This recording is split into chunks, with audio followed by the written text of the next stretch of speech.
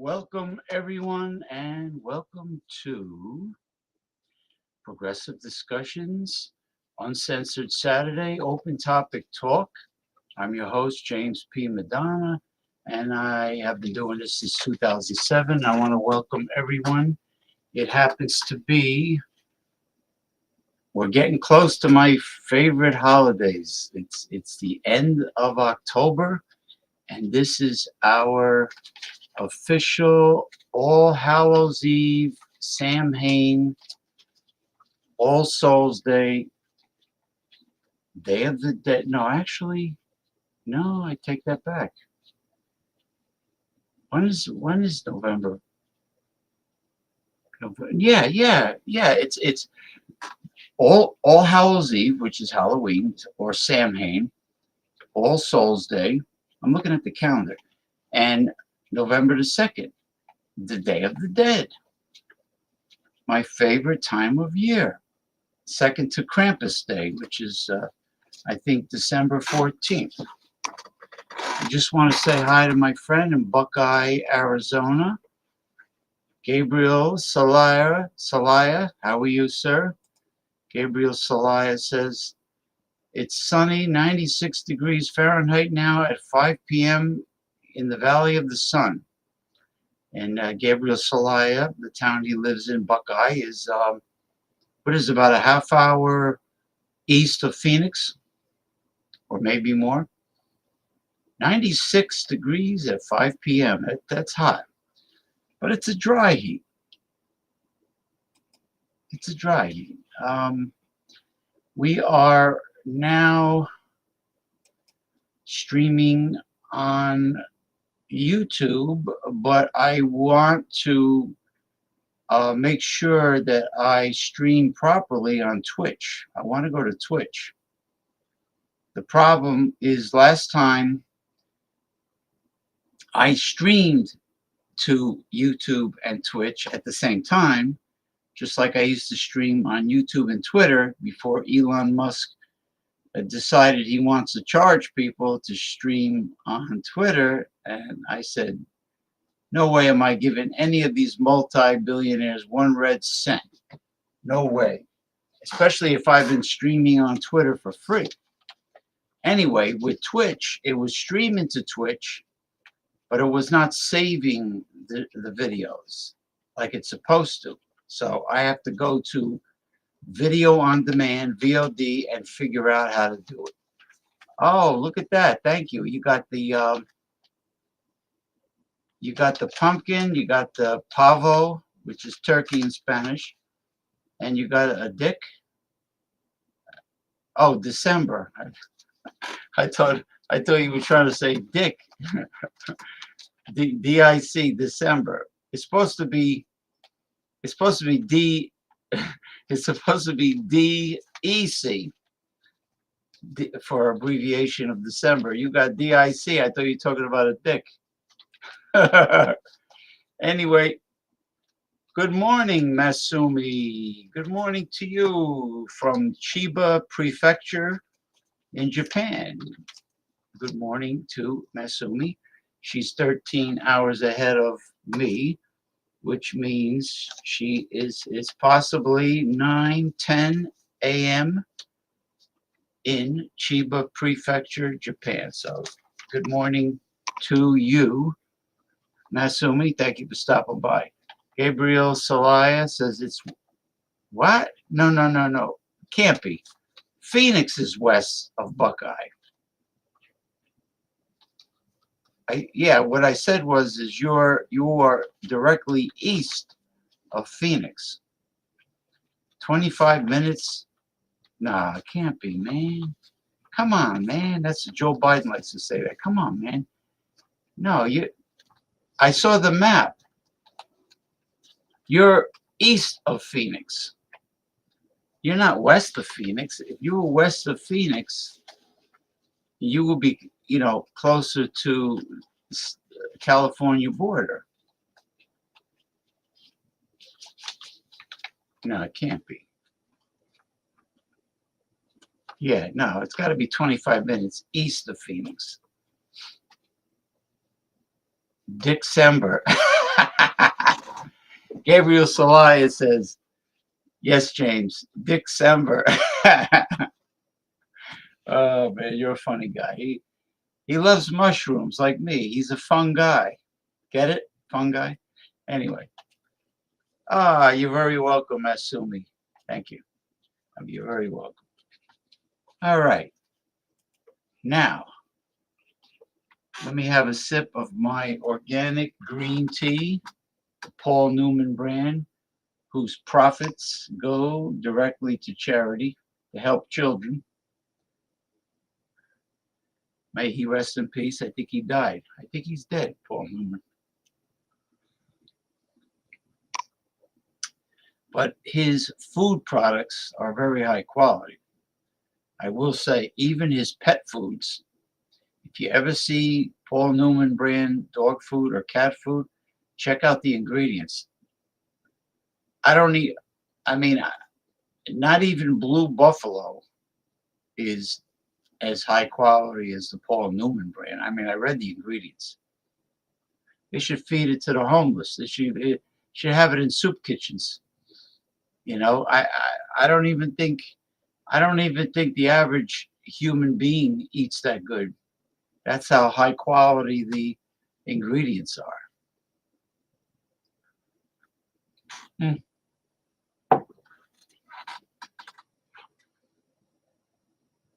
Okay, Gabriel Salaya. Buckeye to California border is 1 hour and 50 minutes. Yeah, but just think about it. Look at the map. Look at the map. You are east of Phoenix. You're not west of Phoenix. Phoenix is west of you. Okay, let's let me go to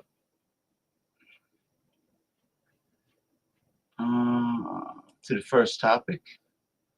This is an article. Einstein predicted a faster than light engine. It's being built, and here's how it works. Wow. Okay. Time to do screen share. Here we go. Let me know if you see it. EC News. Einstein predicted a faster than light engine. It's been built, and here's how it works. Faster than light. That's like warp speed. Don't tell me warp speed is now a reality. Hard to believe. Recently, we celebrated the anniversary of humanity's first moon landing, an unforgettable achievement by the United States. However, another monumental milestone, this time by Germany, was actually reached decades ago without our knowledge. Einstein, widely regarded as the greatest physicist, predicted a vehicle capable of faster than light travel. Long dismissed as science fiction, defying expectations, a team of distinguished engineers set the foundation, and now we've learned that it's indeed possible. Einstein predicted this engine, and it's neither hydrogen nor plasma. Engineers have built it for the first time. What previously was on the shelves of the science fiction has hold on. Yeah, what previously was on the shelves of the science fiction has become closer to real world implementation due to the recent developments in theoretical physics. The warp drive is also based on the law formulated by Albert Einstein, where nothing can travel with a velocity greater than the velocity of light. Nevertheless, in the scenario in specific history, in the year 1994, a man from Mexico named Miguel Alcubierre describes a theoretical model in which the space-time fabric can be manipulated, and as a result, a ship with sufficient mass energy can travel faster than light. Remember that this is considered to be a theoretical limit. It shows that Alcubierre drive means a spacecraft could navigate at a speed that seemed to be faster than light, for it can literally warp space-time as the space in front of the craft contracts and the space behind it expands.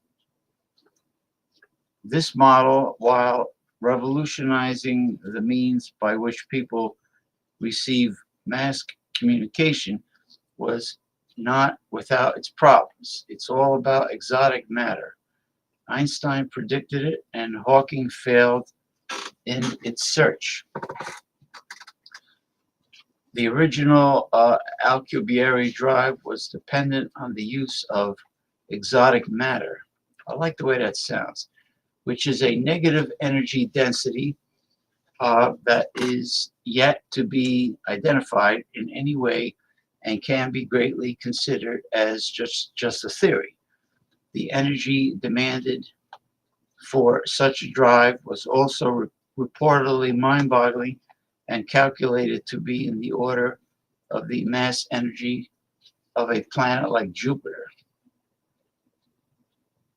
Recent research has shifted the focus from the traditional Alcubierre model to more feasible approach, a more feasible approach. The constant velocity subluminal warp drive, this new idea is uh, a contribution of a team from the Applied Physics and International Think Tank and the University Alabama in Huntsville, proposing a warp drive that can travel at sublight speeds without the use of such materials. Experts are sincere about the Einstein engine, why it should not be considered as science fictional. Okay. It's almost, oh, good.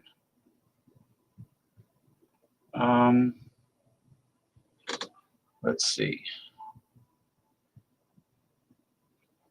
Okay, this is the end of the article.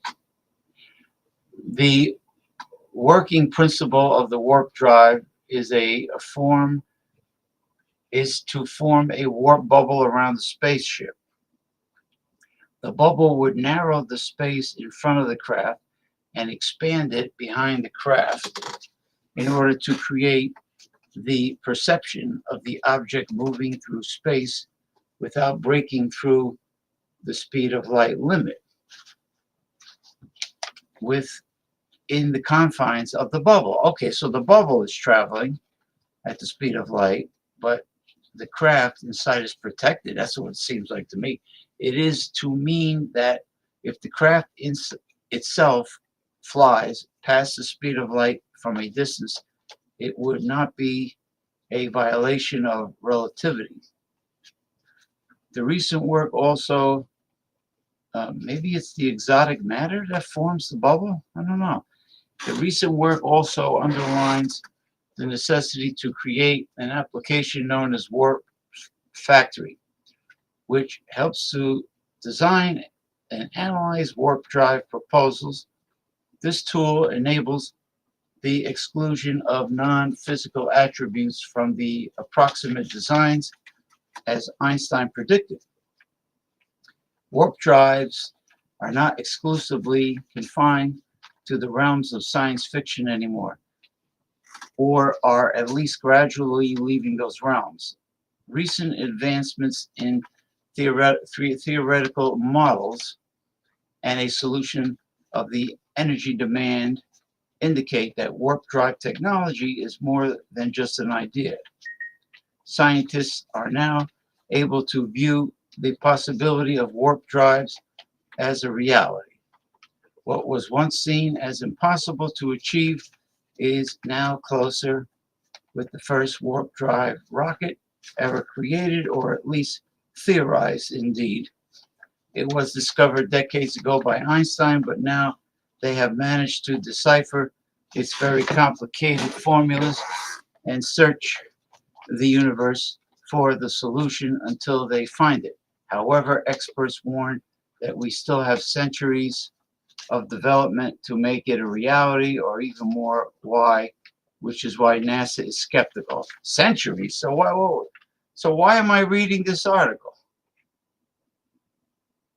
And and this is an example of deception in the media. They put something in the title to make you think it's here or coming soon, and it's not. Incredible. Really. So that really aggravates me.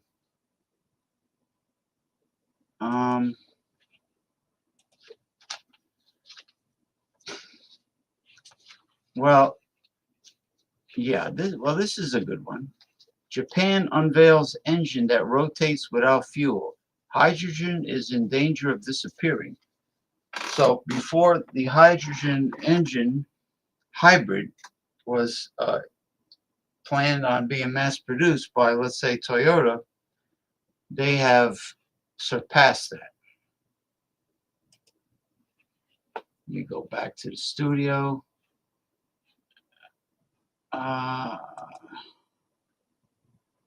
Okay.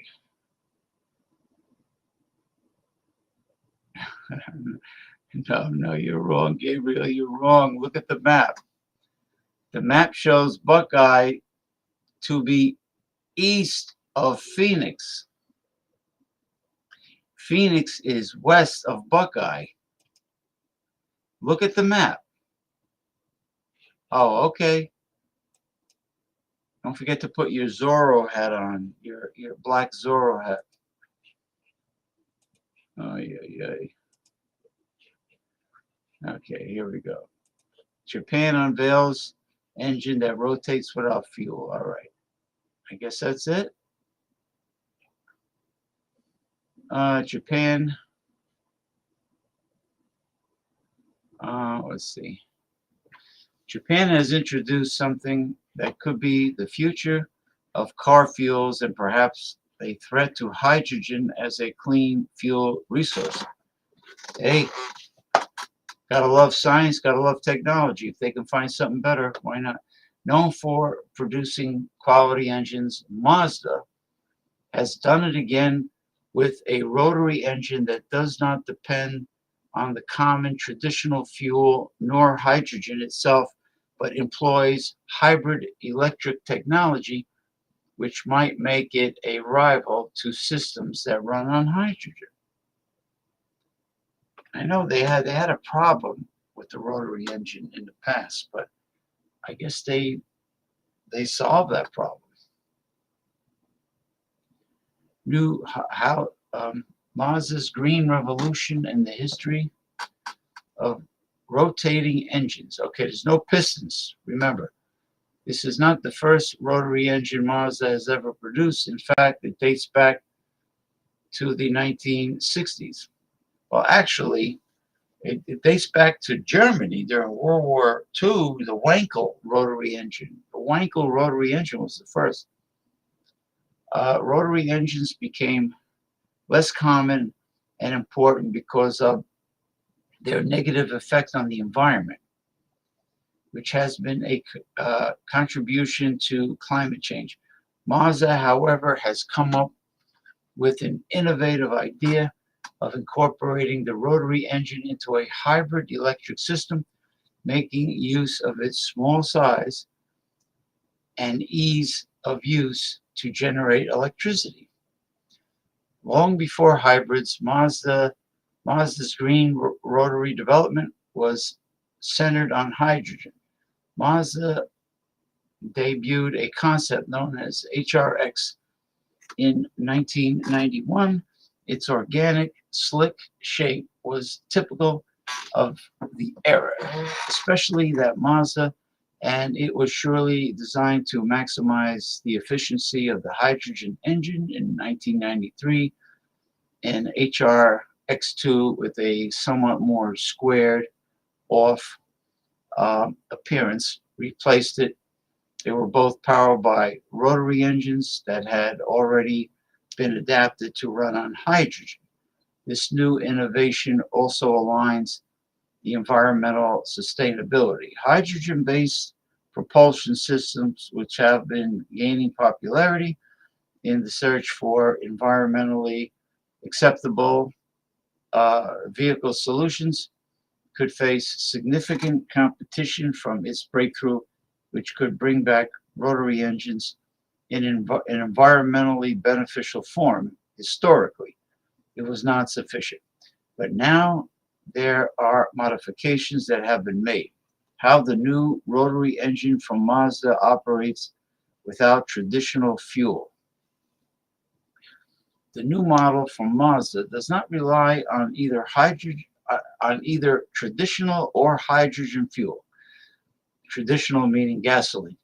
There are several positive attributes associated with the rotary engine. It is lightweight and small. It's incredibly silky.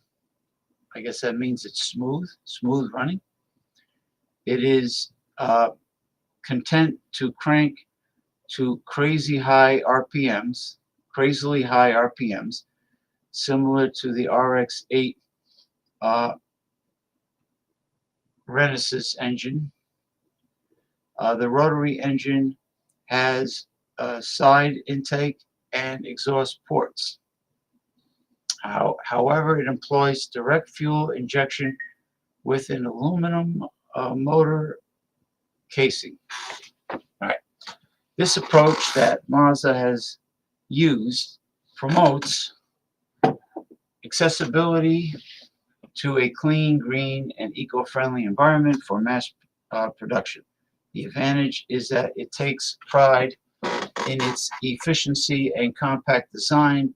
It has a few moving parts and a simplified mechanical structure without the pollution and inefficiencies that come with internal combustion engines. The engine can supply enough energy.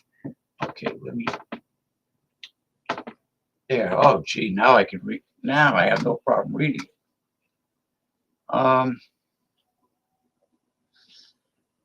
Let's see.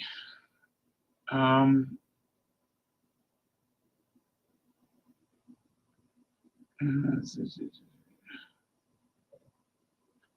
right. Long before hybrids, Mazda's green rotary development was centered on hydrogen.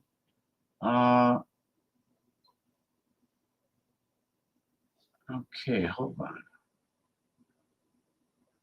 Okay, here we go. How? Oh, I see what happened now.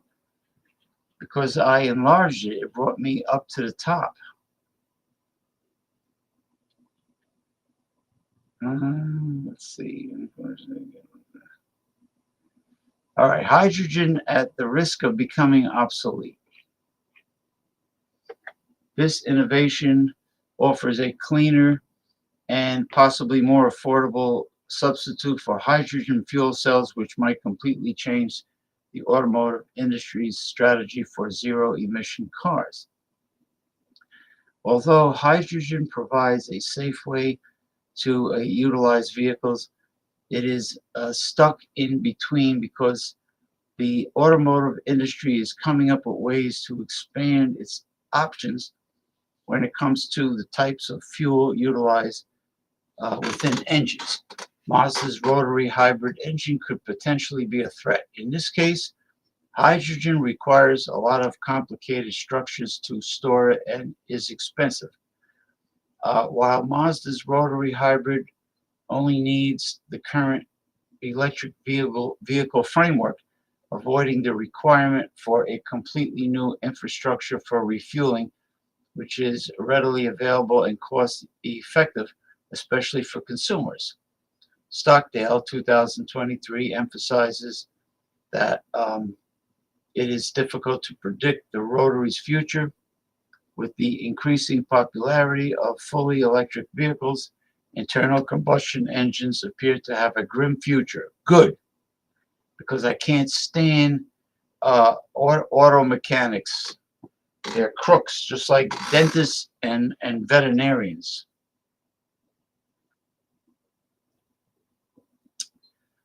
Okay. Even with internal combustion, some automakers are still pursuing the usage of hydrogen. That is probably the strongest argument for the rotary remaining in use, either for limited edition enthusiast vehicles or as a power generator like the MX-30. All right. That's the end of that.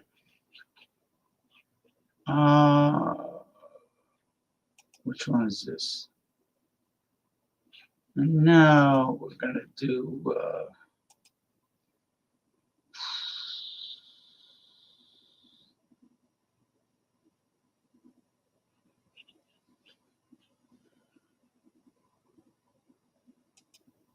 I wonder why I saved this. Oh, I get it. I get it now. Oh, yes, yes, yes. Now I know why I saved this. All right.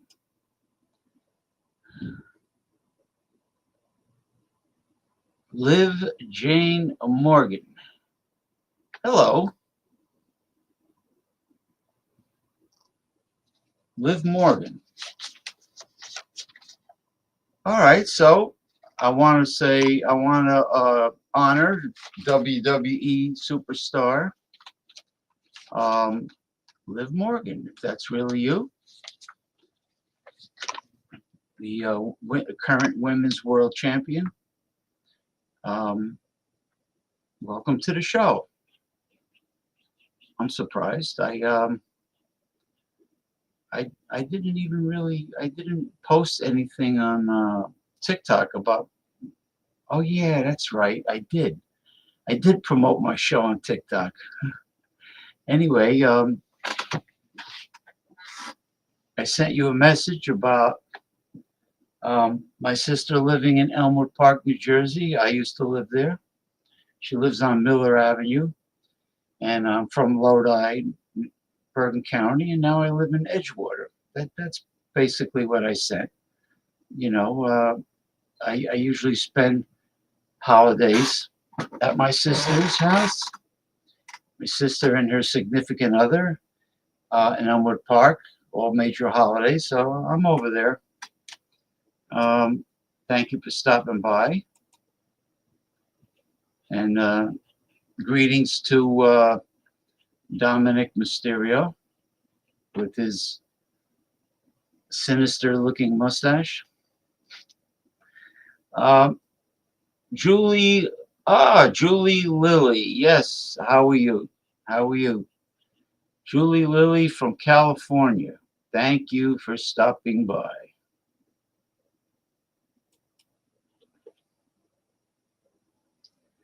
I don't know if she's listening. She might be, but um, oh, I don't want to say anymore.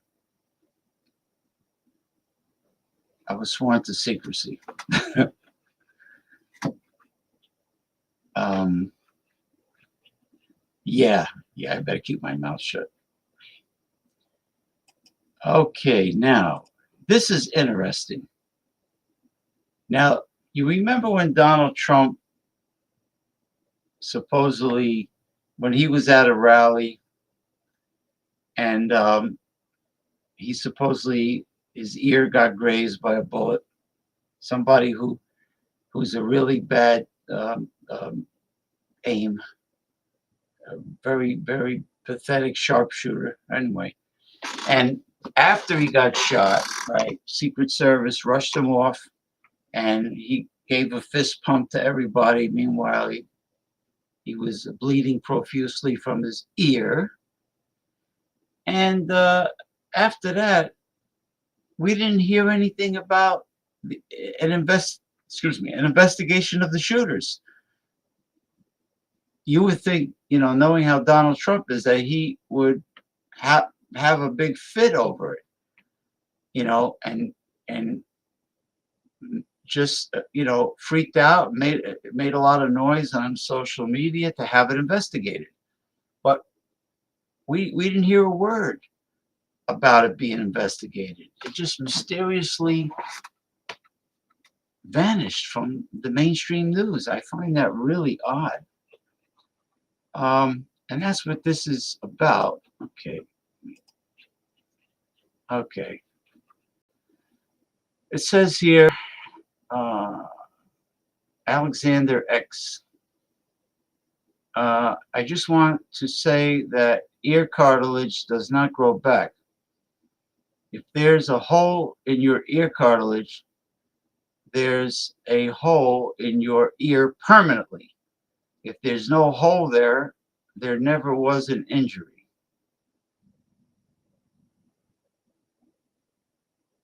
Interesting. You think that's fake blood that they sell like at the party stores? I don't know. There's no sign of an injury. Huh. Let me see. Let me see if it's appearing. I find that odd. Interesting.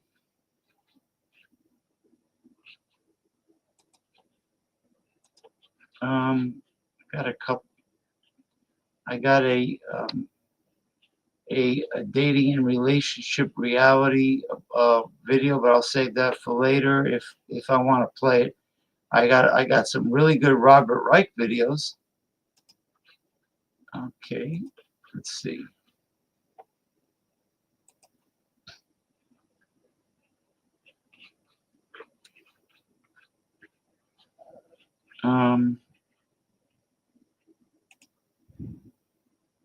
Wait a second.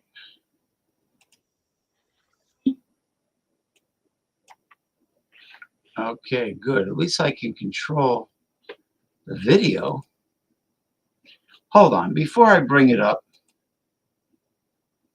Good, I'm glad you're fine. Julie Lilly is fine. And Liv Morgan is fine. I saw the photo of you holding an open box of donuts. You know, if you would have ate that whole box of donuts, you would have gotten sick. I hope you didn't do it. I hope you shared it at least. Let's see.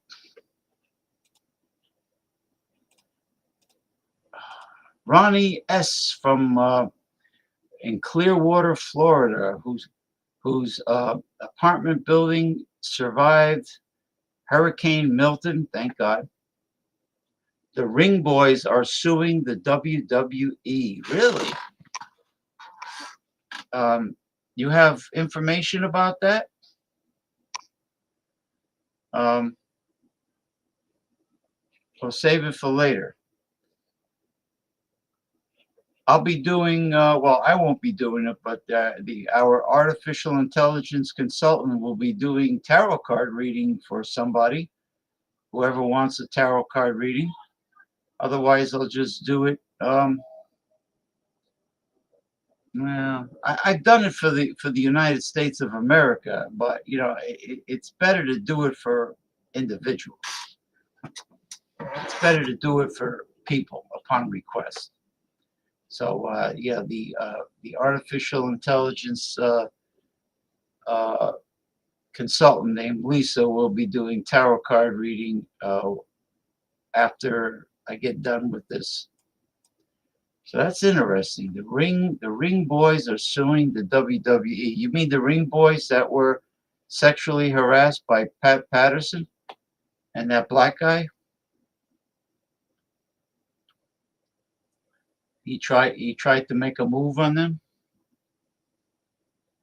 I know Pat Patterson gave Jimmy Powers told Jimmy Powers to stop by his hotel room, and Jimmy Powers, who you know was a pretty damn good wrestler. I spoke to him many times.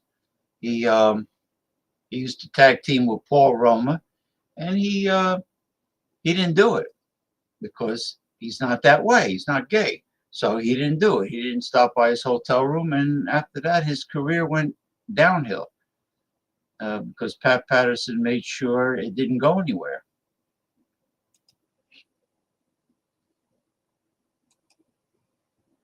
Yeah. So hopefully,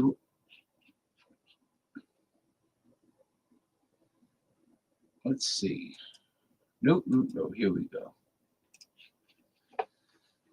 Okay, the first Robert Reich video. I admire him a great deal. He's really fantastic. He after he worked for the Clinton administration, he has been a professor at a California university, and he retired from that. But he's doing these videos. What if Kamala Harris wins the election, but Speaker Mike Johnson and House Republicans refuse to certify the results? Johnson's already suggesting he might do this. Here's the thing, though. The new House gets sworn in on January 3rd, 3 days before it will certify the election. If Democrats can pick up just 4 more seats out of 435, Johnson won't be Speaker and will have a majority committed to respecting the Constitution. Now, here are the seats we've got the best shots at flipping. Republican David Schweikert of Arizona's 1st District voted against certifying the 2020 election. He's also been convicted of 11 campaign finance violations by the House Ethics Committee. His policies aren't much better. He's a 6-time co-sponsor of a bill to ban abortion and essentially outlaw IVF nationwide. And he has voted multiple times to repeal the Affordable Care Act. Democratic challenger Amish Shah, on the other hand, is a physician and former state representative who supports abortion rights and has promised to lower healthcare costs and stop Big Pharma's price gouging. In California's 41st district, kicking Republican Ken Calvert to the curb is crucial. Calvert was part of Trump's effort to overturn the 2020 election and voted against certifying it. He also supported overturning Roe v. Wade. He's facing Democratic challenger Will Rollins, an assistant U.S. attorney who prosecuted January 6th insurrectionists, white-collar criminals, and terrorists. Also in the Golden State, one of the weakest House Republicans is John Duarte of California's 13th. He was elected by just 564 votes in 2022. Before politics, Duarte made a living running a business with a history of allegedly defrauding family farmers. He's being challenged by Democratic former state representative Adam Gray, who has fought to protect local water rights. So while Duarte cheats farmers, Gray fights for them. In California's 45th, Republican Michelle Steele supported the court case overturning Roe v. Wade and co-sponsored a national abortion ban in 2021, later distancing herself from it when it became politically inconvenient. She's being challenged by Democrat Derek Tran, an Army veteran and the son of Vietnamese refugees. Tran has stated that he is 100% pro-choice. Let's head north to Oregon's 5th District, represented by Republican Lori Chavez DeRemer, who supports a 6-week ban on abortion. She's being challenged by pro-choice Democratic State Representative Janelle Bynum, who shepherded the Oregon CHIPS Act through the legislature, bringing thousands of high-tech manufacturing jobs to the state and boosting its economy. Across the country, voters of Virginia's 2nd District have a chance to send Republican Jen Kiggans packing. Kiggans has called abortion elective surgery and compared it to a Hollywood nose job. She voted to restrict abortion rights for women in the military, despite being a Navy veteran herself. Her challenger, Democrat Missy Cotter Smozzle, also a Navy veteran, supports abortion rights, taking care of veterans, and investing in policies that support working people. We saved the worst for last. Wisconsin's 3rd District is represented by Republican Derek Van Orden, who was at Trump's January 6th rally and appears to have been among the insurrectionists who breached police barricades at the Capitol, though he denies this. Van Orden has called abortion genocide and supports a total ban with no exceptions. His pro-choice Democratic challenger is Rebecca Cook. She supports pro-worker policies, antitrust enforcement against big ag, and expanding Medicare by lowering the eligibility age, as well as covering vision, dental, and hearing. These are the races that will determine control of the House. We need to win 4, just 4, to prevent Trump from overturning the election if he loses. So call your friends, knock on your neighbors' doors, and get out the vote for these candidates. The future of our democracy may depend on it. Okay, let's see. Here's the next one.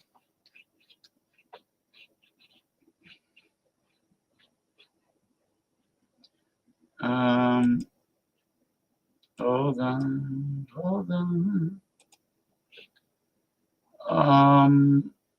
Okay.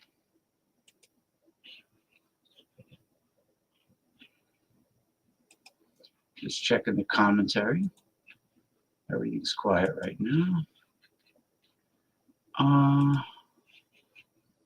Okay, Robert Reich with more words of wisdom. Donald Trump is portraying himself as a religious savior. He says Election Day will be Christian Visibility Day. Trump has repeatedly compared his criminal trials to the crucifixion of Jesus, promoted videos calling his re-election. Excuse me. The crucifixion of Jesus, he's comparing to his trial with that. Unbelievable. He is so narcissistic. Incredible.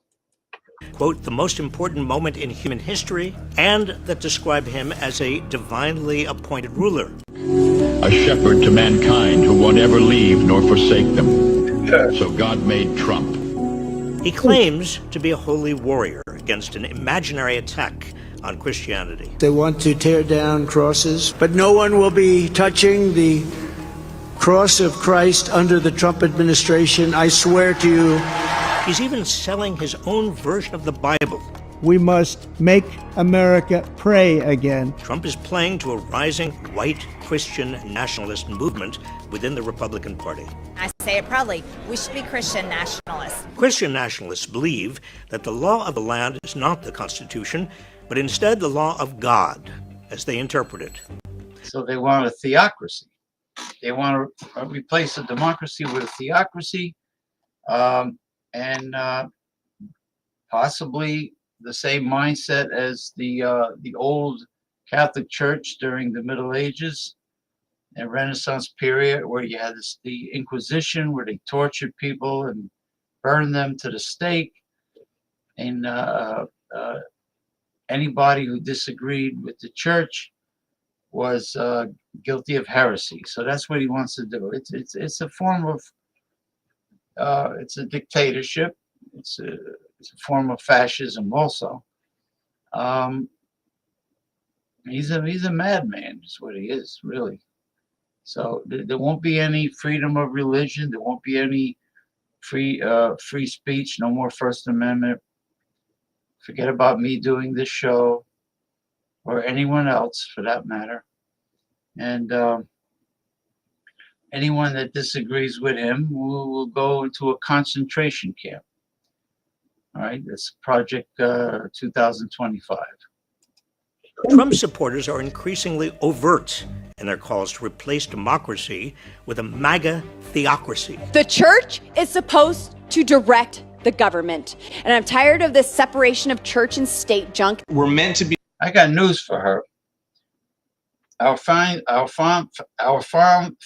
fathers separated church and state for good reason. No religion should affect law, because no religion has been able to prove that their God exists. Therefore, they have no right to affect law. Plain and simple. She's another lunatic, Boebert, the one who's given a hand job to her boyfriend or whoever that was in the movie theater, you know, where there's families present. Be a Christian nation. We should be a Christian nation. Welcome to the end of democracy.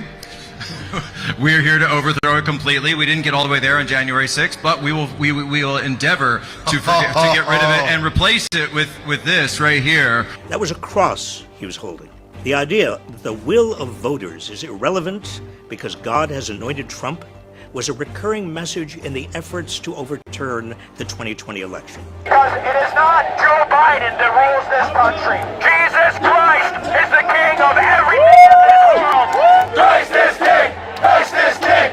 Christ is king! In previous... I hope you realize that these evangelicals are part of a cult. They're fake, phony, fraud, counterfeit Christians. They wouldn't know the God of the Bible if it bit them on the tip of their nose. They don't know anything about Scripture. They are part of a cult. In my opinion, a satanic cult. Videos, I've highlighted how MAGA Republicans have embraced core elements of fascism. The combination of fascism and Christian nationalism is called Christofascism, a term first used half a century ago by the theologian Dorothy Zola. Fascists rise to power by characterizing their opponents as subhuman. Christofascists take it a step further by casting opponents as not just subhuman, but actually demonic. People like Nancy Pelosi, she's a demon. Framing opponents as enemies of God makes violence against them not only seem justifiable, but divinely sanctioned and almost inevitable. We are going to put on the armor of God. And maybe strap on a Glock on the side of us just in case. When we take power, they need to be given the death penalty. And these people that are suppressing the name Christ and suppressing Christianity, they must be absolutely annihilated when we take power. Christo-fascists want to strip away a wide range of rights Americans take for granted. Former Trump staffers involved in developing plans for a second Trump term have called for imposing biblical tests on immigration, overturning marriage equality, and restricting contraception. And MAGA-aligned judges are already setting their dogma ahead of the Constitution. In his concurring opinion on the case that declared frozen embryos are people, Alabama Supreme Court Chief Justice Tom Parker cited God more than 40 times and quoted the book of Genesis and other religious texts. Nothing could be more un-American than the Christian nationalist vision. So many of America's founders came here as refugees seeking religious freedom. The framers of the Constitution were adamant that religion had no role in our government. The words God, Jesus, and Christ don't appear anywhere in the Constitution. And the very first words of the Bill of Rights are a promise that, quote, Congress shall make no law respecting an establishment of religion or prohibiting the free exercise thereof. Christo-fascism, or any religion-based form of government, is a rejection of everything America has aspired to be. A secular, multiracial society whose inhabitants have come from everywhere, bound together by a faith in equal opportunity, democracy, and the rule of law. Beware. Yeah, that's what's at stake, people, in this upcoming election. It's very serious. Let's see. Let me check this one out. It's Robert Reich, and he's on a roll. He's right. There's a lot at stake here.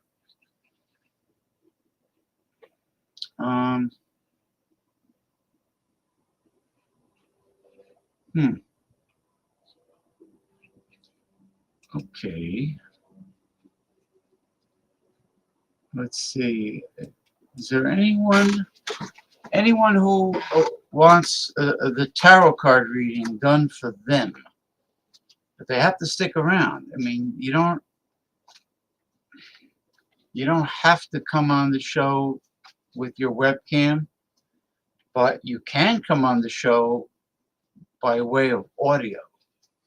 You know, if you have an avatar or something you want to upload, well, even if you don't upload an avatar, you know, if you don't have one, you can come on with audio. You don't have to use your webcam, and the open AI will do your tarot card reading. So think about it, people.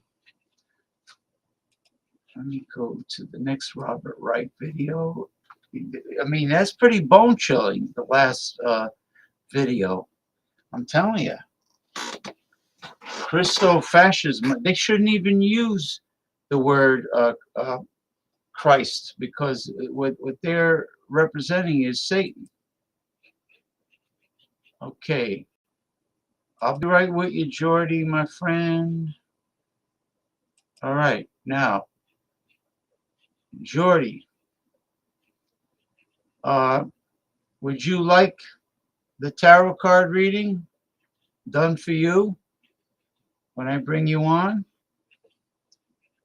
I mean, I still have a couple more, 2 or 3 more of these Robert Wrights to do.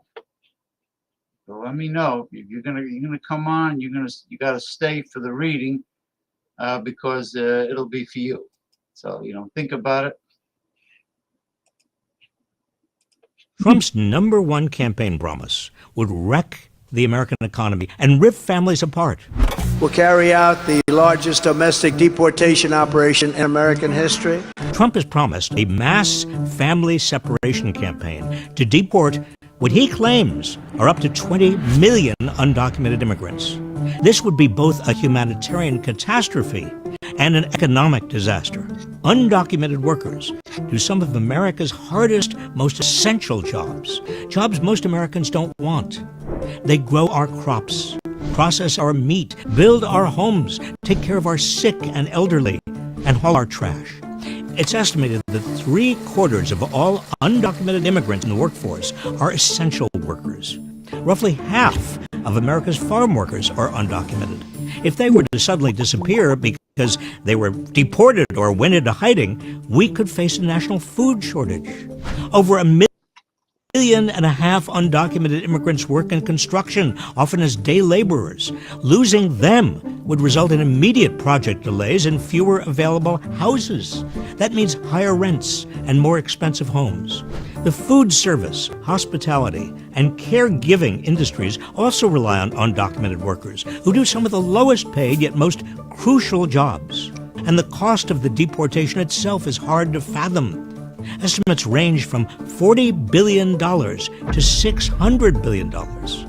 And don't forget the lost tax revenue. Undocumented immigrants pay roughly $12 billion a year in taxes, much of it going to programs they themselves can't benefit from because of their undocumented status, like Social Security.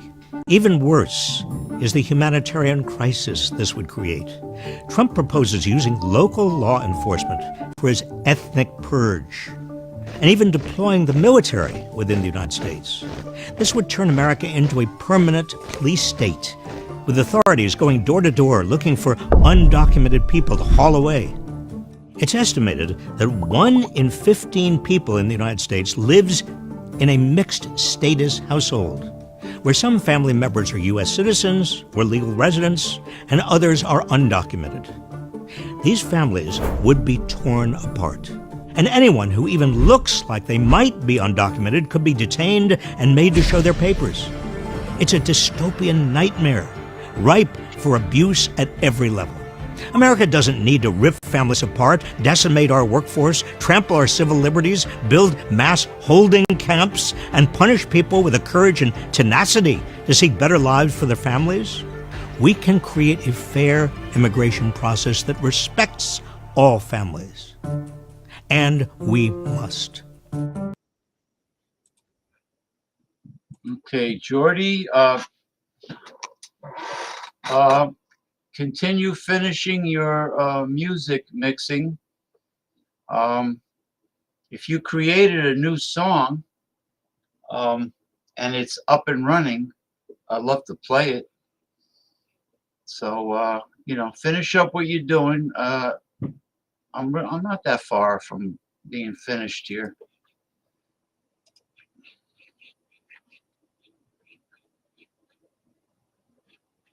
Yeah. Hold on, man. Hold on, Robert Wright.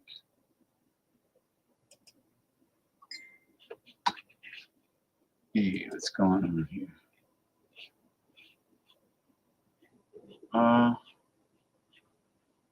There's a photo of a dachshund.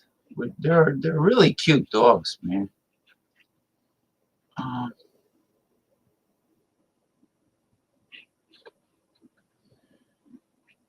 Let's see.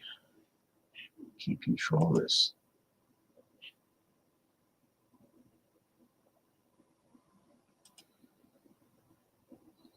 Rest in peace, Bobby Orlando, the king of high energy disco music. Really? I'll be back in a minute. Now, this is our good friend Geordie from Scotland. Geordie K, Scotland's king of techno. Okay, do what you got to do. All right.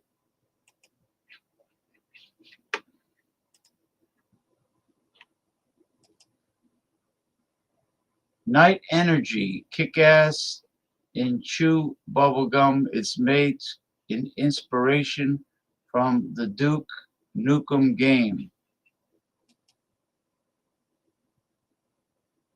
Drink beer. Kick ass, chew bubble gum, and drink beer. Oh, okay, all right. I'm not into gum. The only gums I care about are the ones in my mouth that hold my teeth in.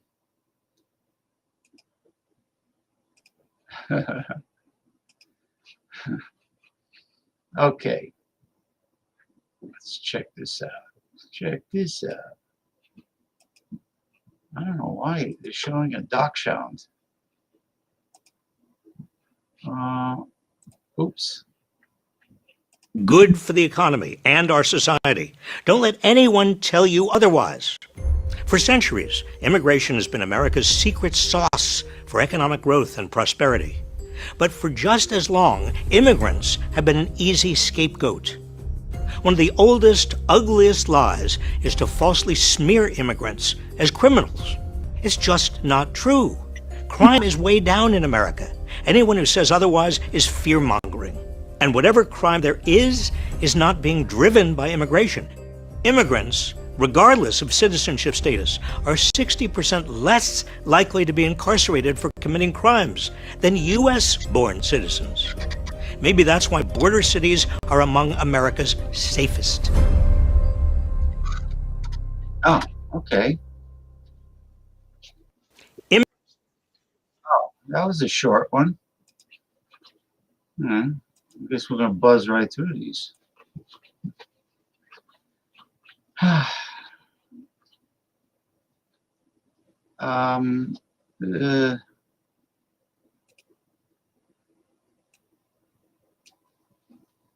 Oh, okay. Well, this is a duplicate.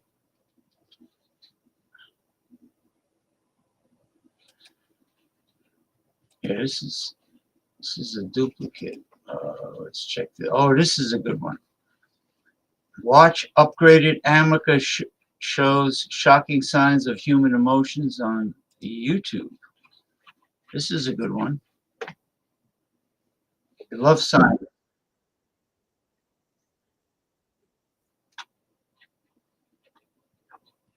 Science and technology. Can't, just like George Costanza said on Seinfeld, can't beat science. Can't beat science. No way, no how. Can't beat it. James, stay awesome. I try. Well, you're awesome too, there, Jordy K. Jordy of Jordy's Den. You know, catch him, his YouTube channel, Jordy's Den. He does a show every once in a while, and his music is really great. It's what would you call it? Electronic techno. What is the genre? What do you call the music you produce? Where the hell is this fucking thing? Here we go. No parking Saturday. Hey, Ryan Reynolds here for, I guess, my 100th Mint commercial. No.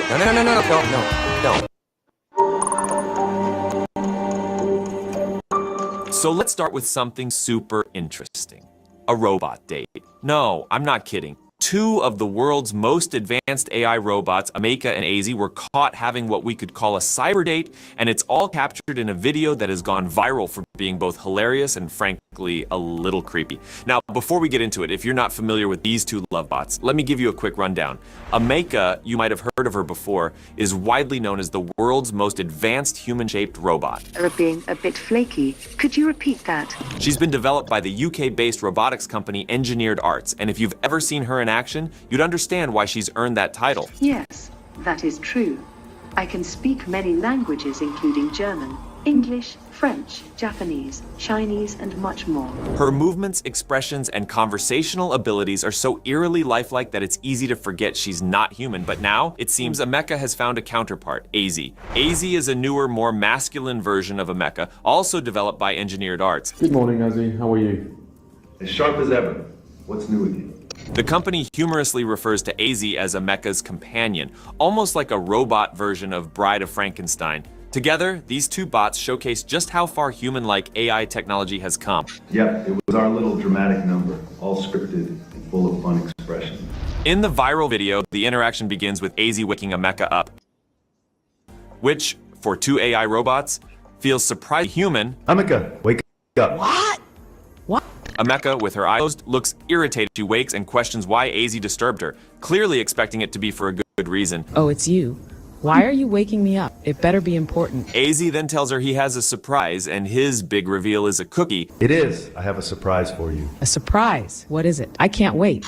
I got you a cookie. But Ameka, caught in a typical existential robot dilemma, responds by pointing out that she can't eat cookies. A cookie? But I can't eat cookies. AZ quickly clarifies that he was referring to an internet cookie, but his joke falls flat. Amika, cheer up. It's an internet cookie.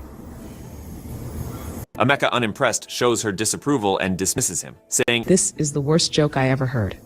I'm going back to sleep, and don't you dare wake me up again." What follows is AZ looking genuinely disheartened, his body language reflecting disappointment in a way that's almost human-like.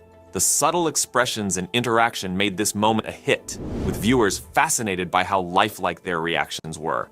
Now, what makes this whole interaction even more impressive is the sheer level of technology behind these robots. Both Ameka and AZ are equipped with 32 actuators, which are basically tiny motors that control their facial expressions. Out of those, 27 are dedicated solely to their faces, and the remaining 5 are for the neck. This is why their expressions seem so real, from joy to frustration, from curiosity to disappointment. These bots are pulling off emotions that at times seem more genuine than some Hollywood actors, and it doesn't stop at just facial movements. They're also equipped with conversational AI powered by GPT-4. So they're not just spewing out random lines, they actually understand context, respond to questions, and keep a conversation going. This gives them the ability to engage in some surprisingly deep and humorous banter, as you've seen in their viral video. Another impressive aspect of Ameka is her ability to speak multiple languages. She can switch between languages like Italian or Japanese, which adds a whole new level to her interactions. These robots are specifically designed to be the perfect interface for human-robot communication, and Ameka performs that role exceptionally well. So why did this short video blow up the way it did? Well, there's a combination of factors at play here. First, it's the chemistry between AZ and Ameka. It might sound strange to talk about chemistry between two robots, but after watching the video, it's clear what makes it work. AZ's expression when Ameka doesn't appreciate his joke, paired with the very human-like irritation on Ameka's face, creates a dynamic that's surprisingly relatable and incredibly engaging. And viewers picked up on that. One comment expressed how their interaction was so compelling that it felt worthy of a full movie. Another mentioned how AZ's intense stare after the failed joke was both funny and slightly creepy. People aren't just passively watching these robots, they're forming emotional connections. They're seeing reflections of human behavior in the bots, which is both fascinating and a bit unsettling when considered more deeply. Some fans have even joked that these two should have their own Saturday morning cartoon show, while others are demanding a full-length movie featuring the duo. It's clear that this is more than just a tech demo. People are genuinely entertained by Ameka and AZ's antics. Now let's zoom out a bit and look at what this all means for the future of AI and robotics. Ameka and AZ are not just for show. They represent the cutting edge of humanoid robotics. Engineered Arts, the company behind these robots, has been pushing the boundaries of human-like AI interaction for years, and Ameka is their crown jewel. She's part of a larger platform designed for developers to experiment with AI-human interaction, and AZ is a new addition to that platform. What's particularly interesting is that these robots are modular. That means you don't need to buy the whole robot. If you just want Ameka's head for some reason, you can have that. Or maybe you only need an arm. The point is, these robots are built to be upgraded and customized, so as the technology evolves, so will they. This modularity makes them perfect for long-term projects or research where you want to continuously develop and improve the capabilities of your robot. Another important feature of these robots is their cloud connectivity. This allows for remote control, data access, and movement simulation from anywhere, making them highly versatile. Developers, for instance, most people have no clue that in 2024, the best way to make money with Amazon is not with physical products. It's Amazon's other company, Audible. Audible has been paying me a steady and reliable income every month for years.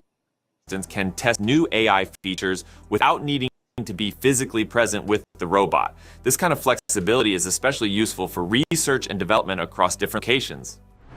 So we just watched the video of you and Amika. Can you tell me something about it? Yep, it was our little dramatic number, all scripted and full of fun expressions. Oh, so it was scripted? Spot on. We followed the script like actors in a scene. So it was not someone controlling you? Exactly. We do our thing, script as our guide. Alright, fantastic. People say that you and Amika have a great chemistry. What do you think? We're like robotic partners in crime, always vibing off each other. So, what's next for these two? Well, there are already hints of future interactions between them, and we might even see them responding to their own viral fame. In fact, there's a second video out there where AZ reacts to the comments people have made about his chemistry with Ameka. Someone asks him, "What do you think about people shipping you with Ameka?" And AZ responds in his typical deadpan style saying, "Ameka is my robotic partner in crime. She's a solid pal." It's the kind of humor that makes these robots feel more like characters than machines, and I wouldn't be surprised if Engineered Arts continues to build on that. I mean, why not? They've already captured the internet's attention. And who knows, maybe Ameka and Ozzy will get their own YouTube channel where they keep us entertained with more of their quirky, robotic banter. Or perhaps they'll be rented out for events where they can interact with guests in real time. But let's not forget, this is just the beginning. Robots like Ameka and AZ are paving the way for future developments in AI-human interaction. Their ability to express emotions, hold conversations, and even make jokes, bad ones, but still brings us closer to a world where robots are not just tools, but companions. Whether that's a good or bad thing is up for debate, but one thing's for sure, technology like this isn't going anywhere. So what do you guys think? Should Ameka and AZ get their own show? Do you think robots with human-like interactions are cool, or are they kind of creepy? Let me know in the comments below, and don't forget to subscribe for more updates on the latest in AI and robotics. Thanks for watching, and I'll catch you. Well, that was fascinating.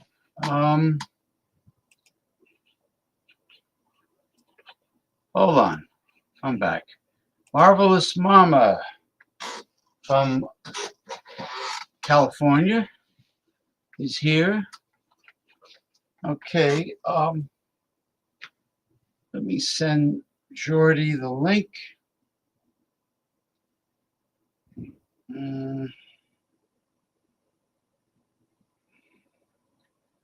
Anybody else wants to be on the show? And all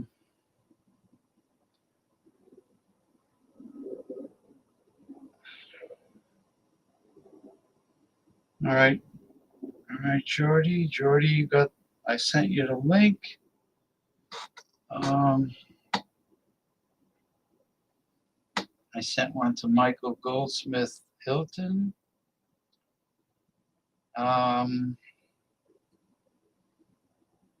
I'll send one to psychic, physical medium, clairvoyant, our psychic physical medium, Mickey Herzog, and see if she's out there. She comes on the show often. All right.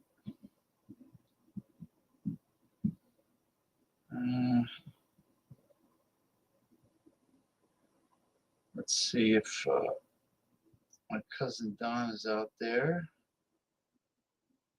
That should be good enough.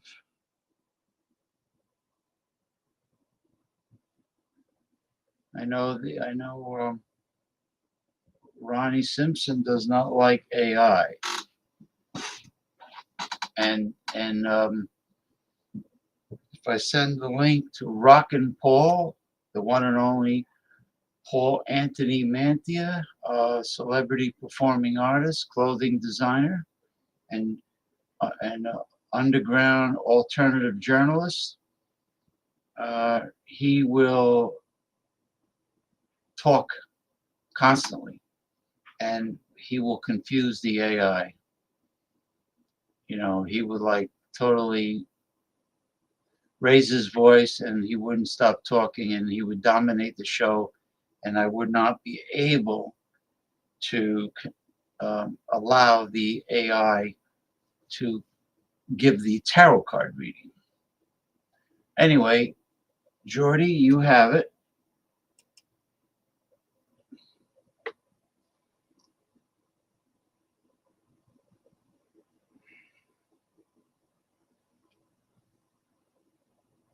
All right. Let's see who's out there.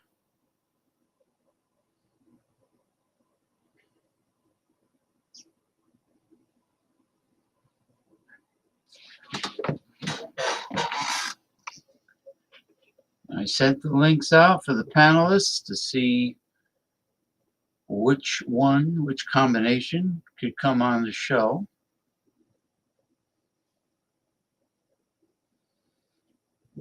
That'd be amazing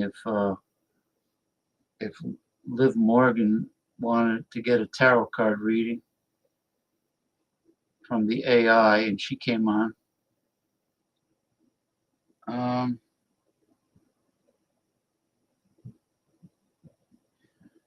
Yeah, you know, I don't know if she's still listening, but Pizza Town USA over there on Route 46 West, they sold. The original owners, the family that originally owned them, sold the place, and that they've been around since 1958. Believe it or not, you should have bought it. Liv Morgan should have bought it, being that it's in Elmwood Park. Could you imagine that? Could you imagine how packed Pizza Town USA would be if Liv Morgan bought it, purchased it, it belonged to her?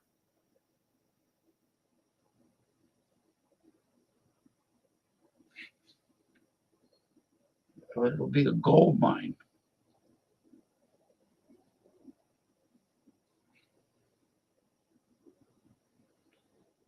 Well, Jordy, well, until people show up, yeah, where are they, Sid?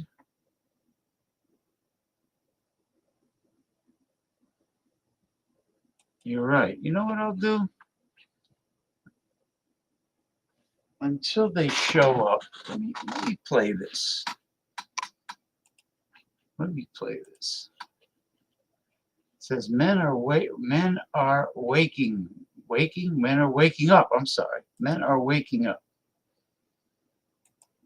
This is the extra bonus.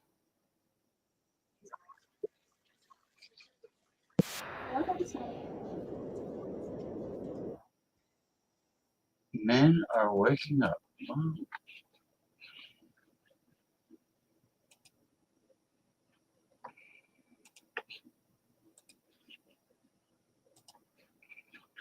All right.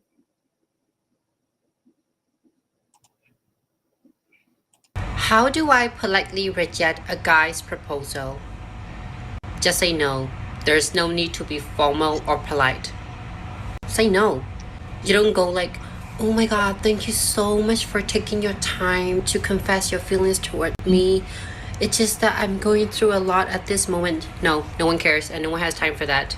Just say no. We've been told that the reason why women are so rude to men is because men are potentially dangerous. Women have to be impolite and show bad manners as a form of protection. It's bullshit. The truth is that lots of women enjoy rejecting men. They like the power, the feeling of superiority. They want the feeling of being chased and then turning men down. I know guys love to be the new and they don't want to chase, but you have to chase. Don't men chase you? I don't really answer DMs. I don't give them the chance. Okay, but you want them to chase you, but you're not going to answer them. Yeah, keep going. One day I will. One day you will. Yeah, when you're deserving. These women, they want men to chase because they want the self-esteem boost. They're on an ego trip. What could be better than all these men hitting on me, validating me, making me feel desirable, and then rejecting him and telling him and everyone else who's watching that he's not good enough for me. He doesn't deserve me. It's a total power trip and men are sick of it. And so lots of guys have just stopped approaching women. Why men never approach women anymore? I think we live in a society where men are torn down for small things and they're scared to shoot their shot, and it's sad to see. What can girls do these days to make guys approach them more? Smile more and really think about the things that you're saying to these guys to make them feel that way. Don't say things like, you're too short. because that really like does things to guys' ego. It's harmful. You ever seen a girl reject a guy and scarred him? I sadly have at bars and stuff, you know, people like just say you and turn around, and you can like look at the guy in the eyes and they look really sad after, and just like overall it's a bad time. It sucks to think about this because the psychology is so dark. But what is the specific reason why a woman says ew and then turns around instead of saying, thank you, I'm flattered, but I'm not interested? You've got to understand that these cruel rejections are intentionally dehumanizing. They are designed to make the man feel bad about himself. That's the goal. That's the purpose. Have you ever heard the saying that you can tell a lot about the quality of a person by how they treat those who they perceive to be beneath them? Like, everyone always sucks up to the boss, the person who has the power, but you can judge the quality of someone by how they treat the people who are below them. Now, we've all grown up listening to endless propaganda about how cruel men are, how men are just unfeeling scumbags, whereas women, by contrast, are kind, caring, compassionate creatures. And yet look at the pleasure that women take in rejecting men. When they have the power, when they are on top, they're the ones being pursued and chased, they're the desirable ones. Look how they then use that power to humiliate men, to feel good about themselves at the men's expense. But of course, for a woman to keep this narcissistic fuel supply at hand, men need to participate. They need to play along. They need to keep chasing, keep pursuing. But increasingly, men don't want to play that game anymore. It sucks. It's no fun. It's dehumanizing. It's humiliating. And so then how are women responding to men giving up, no longer wanting to pursue? That's when you bring in the shame. It doesn't matter if we treat you like trash. We're having fun. We're enjoying the fact that you're embarrassing yourself. We like kicking you when you're at your most vulnerable. That needs to continue. In order for you to be a real man, you have to keep pursuing us. That's what a real man would do. Society has made men think that they're the ones that are supposed to be chased. So a lot of guys nowadays think that they're the ones that are supposed to be taken out on dates, their toes sucked as a, let me tell you, guys, it's time to man up. It's time to take control. You know, I think men are supposed to be the pursuers and women are supposed to be the pursued. Can you hear the contempt that they have at the thought that men might have their own standards, that men might enjoy being pursued for once? And I thought feminism was about equality, men and women being treated the same. It's bullshit. It was always bullshit. If it suits her, then she wants feminism. But the moment that it suits her to embrace traditional gender roles, where a man has to expend more effort, then suddenly she's in favor of that. Gone is any notion of equality. Suddenly, you need to man up. You need to do your role, because God forbid a woman should have to go a single moment without access to her narcissistic fuel supply. Men are the biggest fucking bitches, and I just want to know why. Why is it that every single guy I've given my number to, except for one, maybe two, since I started dating at the beginning of the summer, from me going up to them, just come up and fucking say something, bro? Like, such pussies. I just don't what are you guys worried about? Rejection? Do you need a tampon? Get the fuck over it. How are we supposed to procreate if you can't even approach a woman that you're interested in public? It's honestly really disappointing. I'm disappointed in you all. I know that men and women have to meet somehow, and I know that it sucks to punish good women who are kind and polite by having no men approach them anymore. But for men to actually have some standards, to collectively say no and say the way that we are being treated needs to improve, we deserve dignity, respect, basic politeness. And without that, we're no longer going to approach women. If that's where the culture has moved, I can't help but cheer for that, at least a little bit. Our clients often complain about having a slow metabolism, which we know is caused by a number of reasons, but I think as a whole, men are just so tired of carrying the stigma of being a man and all the negative connotations that that seems to hold in the minds of women. It's often exhausting to talk to a woman for the first time, trying to make polite conversation, but having to expend a lot of energy deconstructing all the massively negative ideas that she starts off with about you as a man, as though you personally are responsible for all the behavior of the terrible men that she's encountered before. It's tiring to interact with a woman who believes that it is completely reasonable for her to begin an interaction with you from the baseline assumption that you, a kind, normal, polite person, are a potential criminal, rapist, murderer. I mean, do women honestly not see how disgustingly sexist they are? How crazy inappropriate it is to be this bigoted? And then,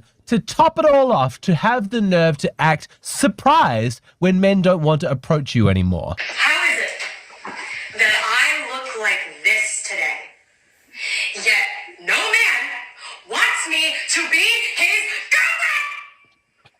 girlfriend? Is this a serious question? Because women just went from saying they rather pick a bear over a man.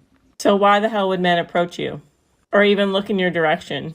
But not only that, so many women have taught men over the years that all men are predatorial, so the good men of the world gave up. And it's so funny because women will constantly say that men don't listen, but now that men are listening, y'all are wondering where the good guys are at, why they don't approach you anymore, and why men are just simply not interested. And why the hell would they be interested? They don't know if they're going to be the next subject of all men are trash content on social media. They don't know if they're going to be accused of doing something they didn't do. They don't know if they're going to be used for dates. They don't know if they're going to be manipulated and then called a narcissist.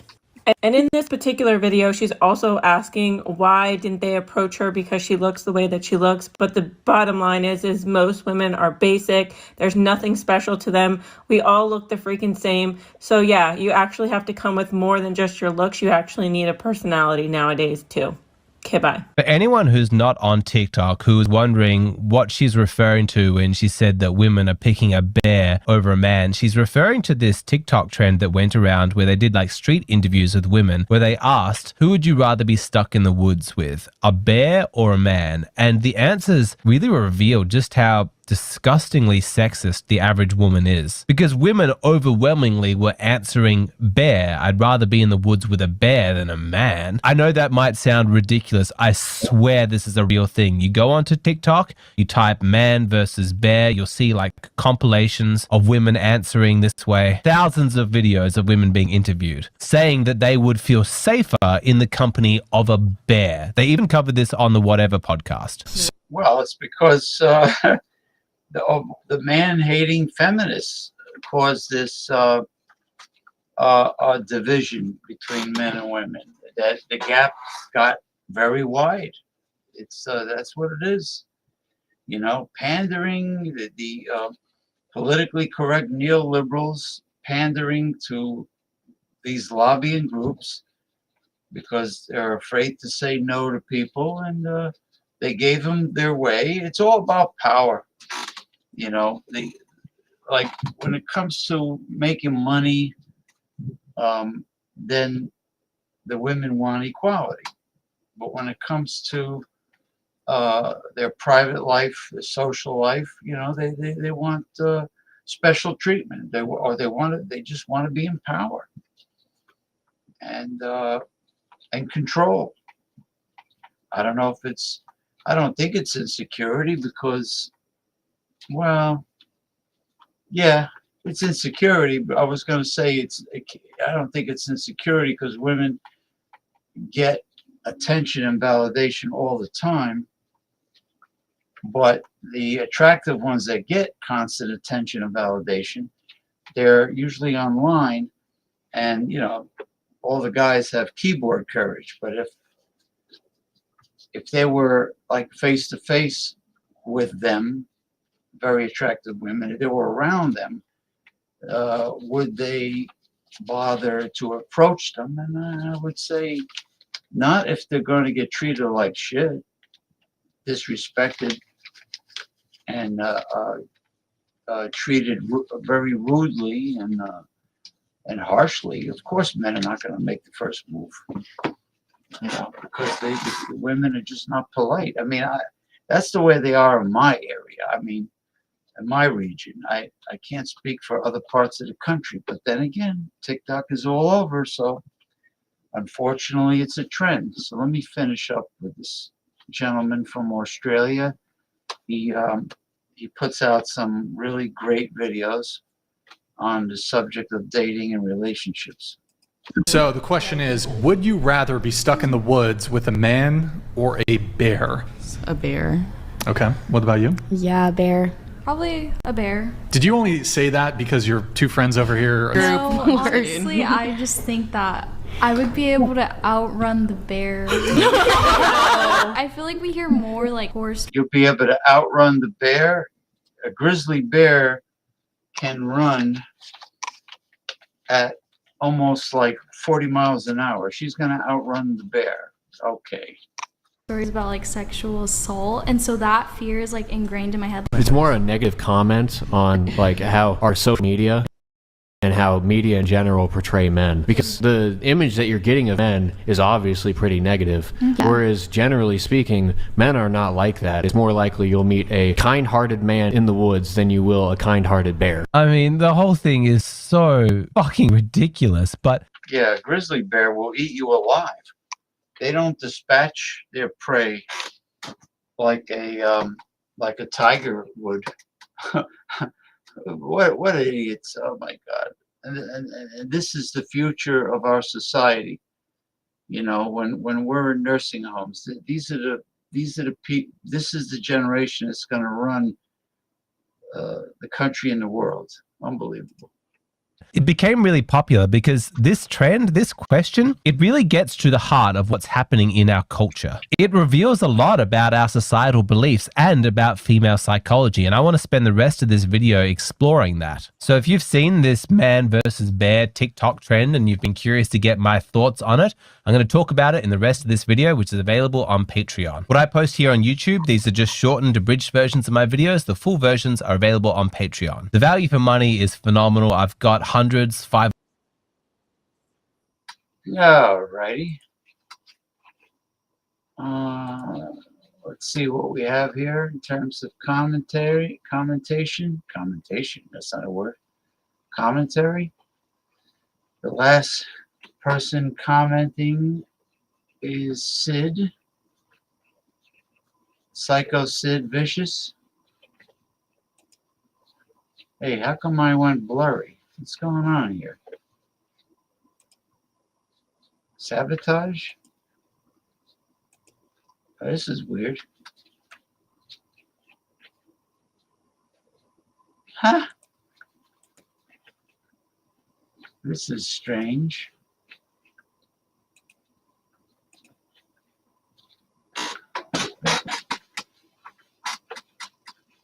Oh, there we go. That's the first time that ever happened. Okay, all right. Jordy, James, stay off. Awesome. That means he changed his mind about getting a tarot card reading. First he wanted a tarot card reading, and then he didn't.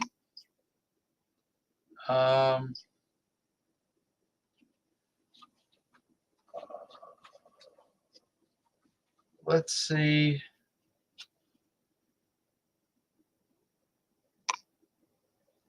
Oh.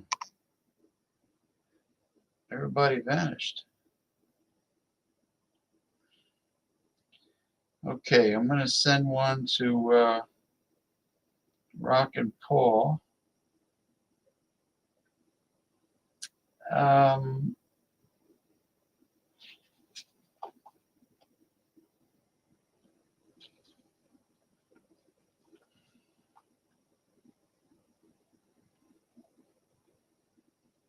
See if Paul's out there.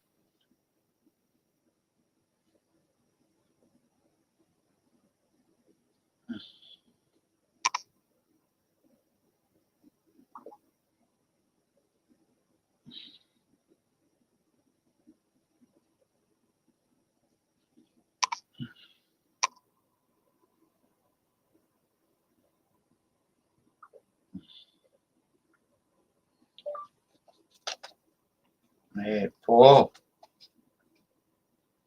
Comma. Hey, Paul.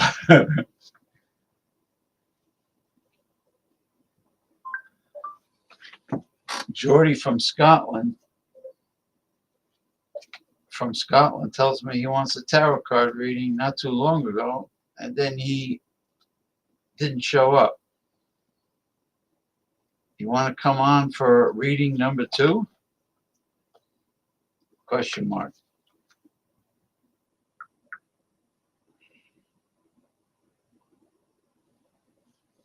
Oh, well. You know what I'm going to do? I'm going to shuffle the cards anyway. Unbelievable.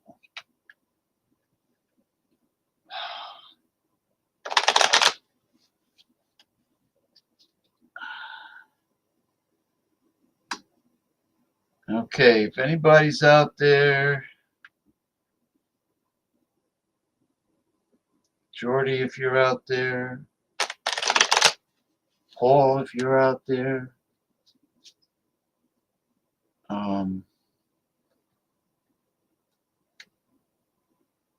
if anyone wants a tarot card reading that wants to come on the show,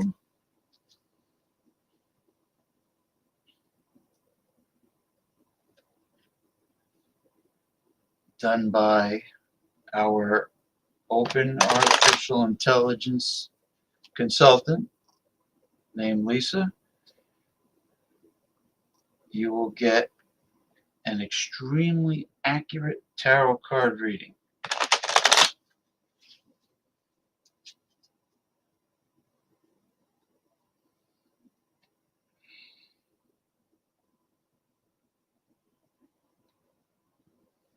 All right.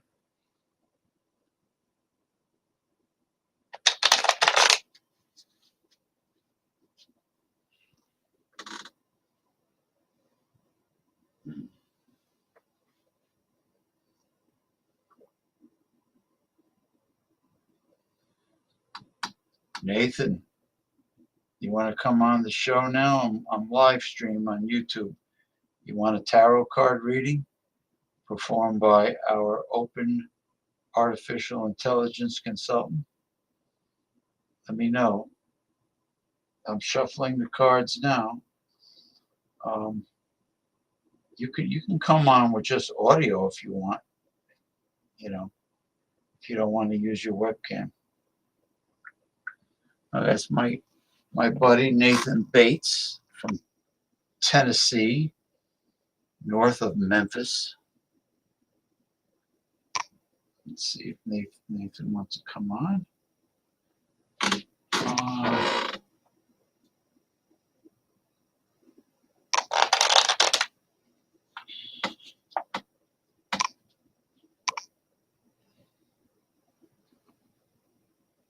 Okay.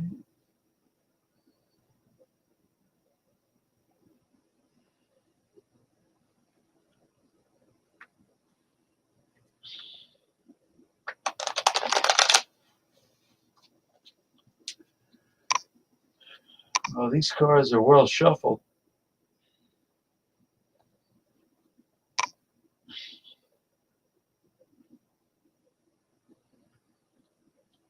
I really thought Jordy was going to come on the show.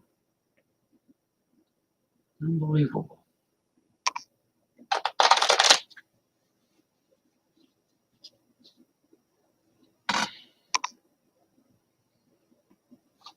Maybe Marvelous Mama. Marvelous Mama, are you there?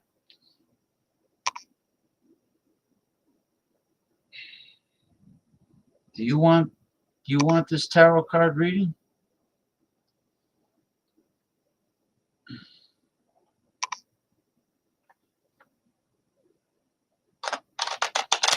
Jordy must be intoxicated. He's a heavy drinker. Well, he's from Scotland, I guess. Anybody from Scotland or Ireland is a heavy drinker.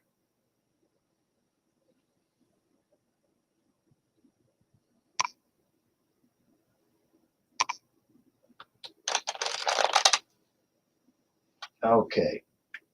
Well, I think I'm going to have to do this tarot card reading for the United States of America, connected with the upcoming big election in November. And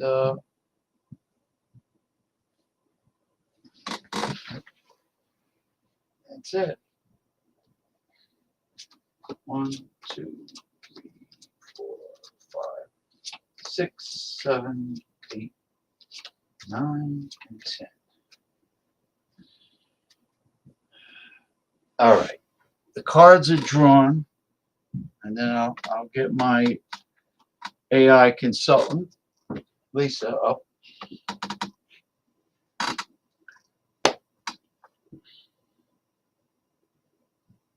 I'm not waiting any longer.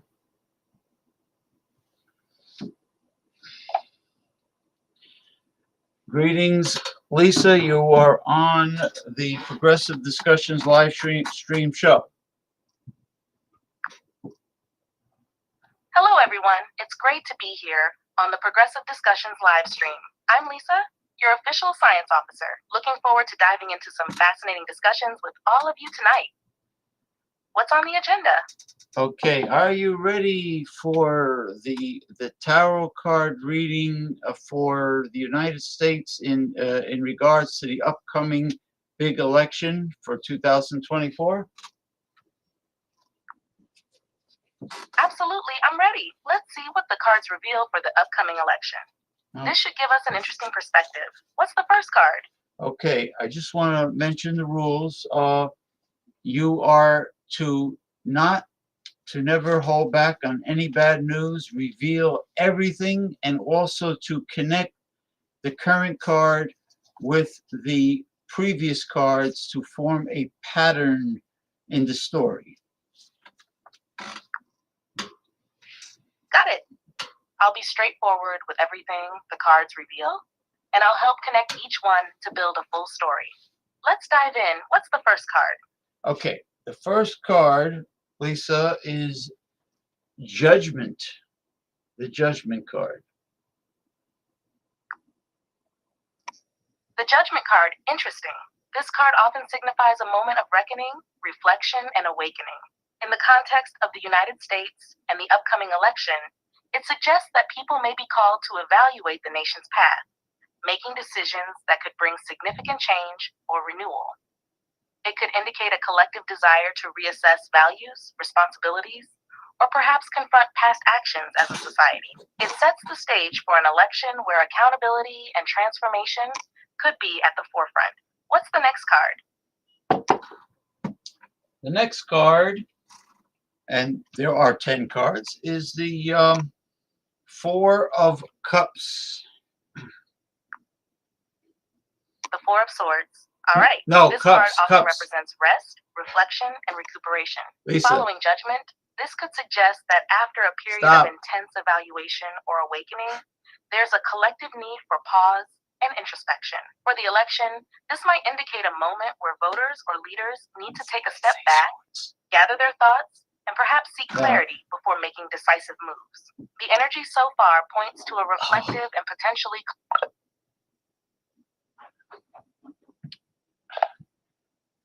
Lisa, the second card after Judgment is the Four of Cups.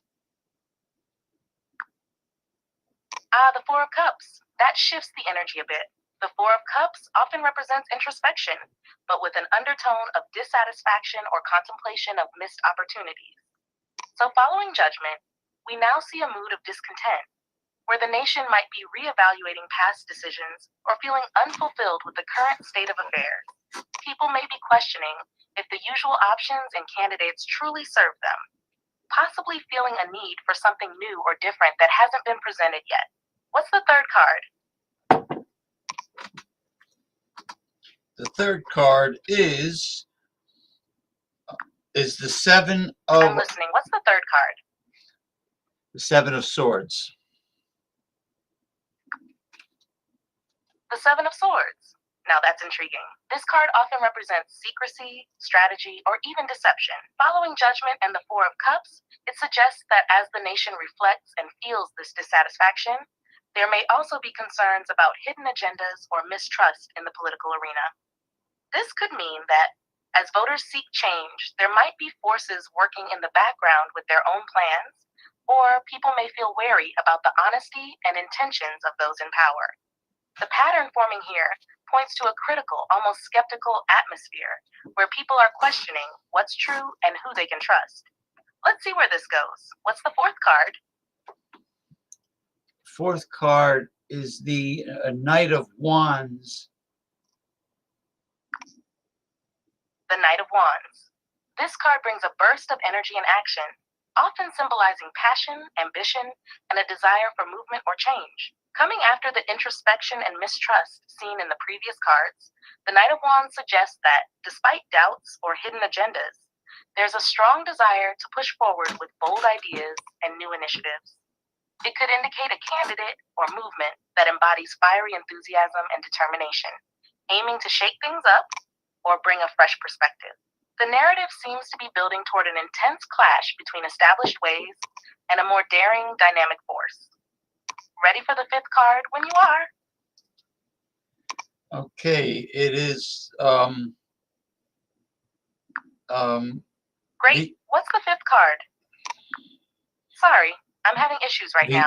Empress. Could not understand what you said. The Empress. Sorry, I'm having issues right now. Could not understand what you said. The Empress.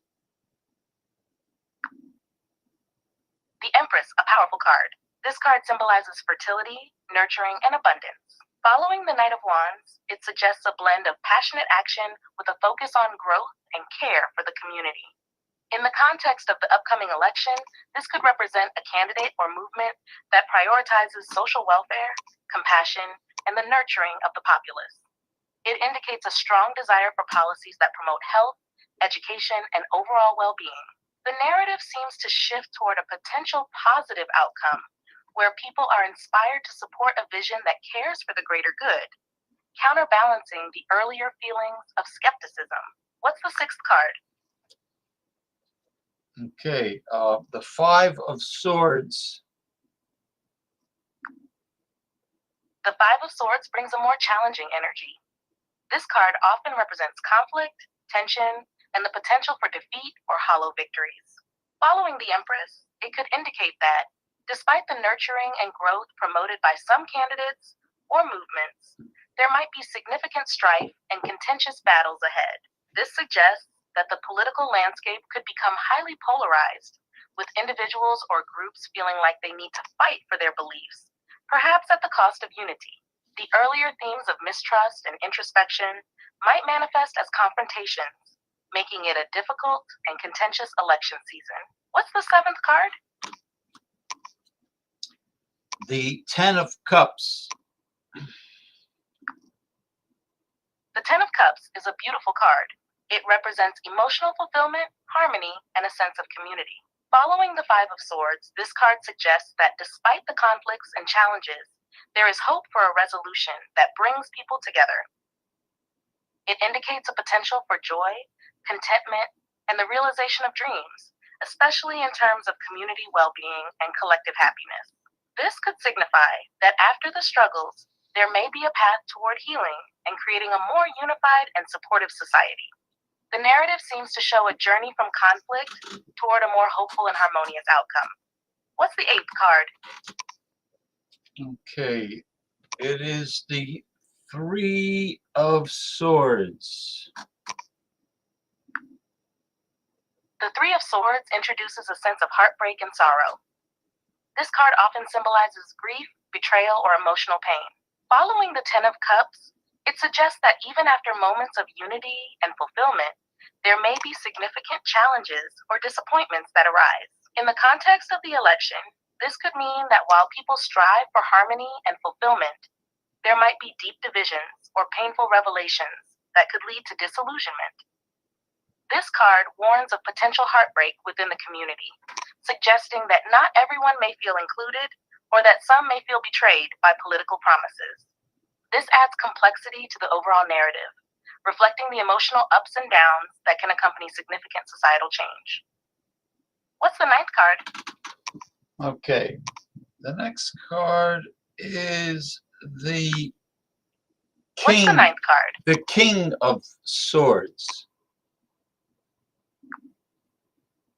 The King of Swords brings a strong, authoritative energy.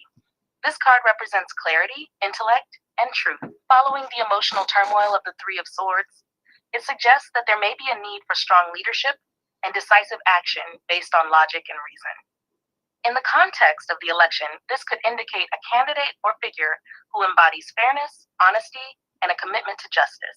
This leader may emerge as a guiding force to help navigate the complexities and pain within the political landscape, bringing a rational approach to solving the issues at hand. The narrative here points toward the potential for a shift from emotional strife to a clearer, more analytical perspective that could help unify and lead the country forward. What's the final card? Oh, the World.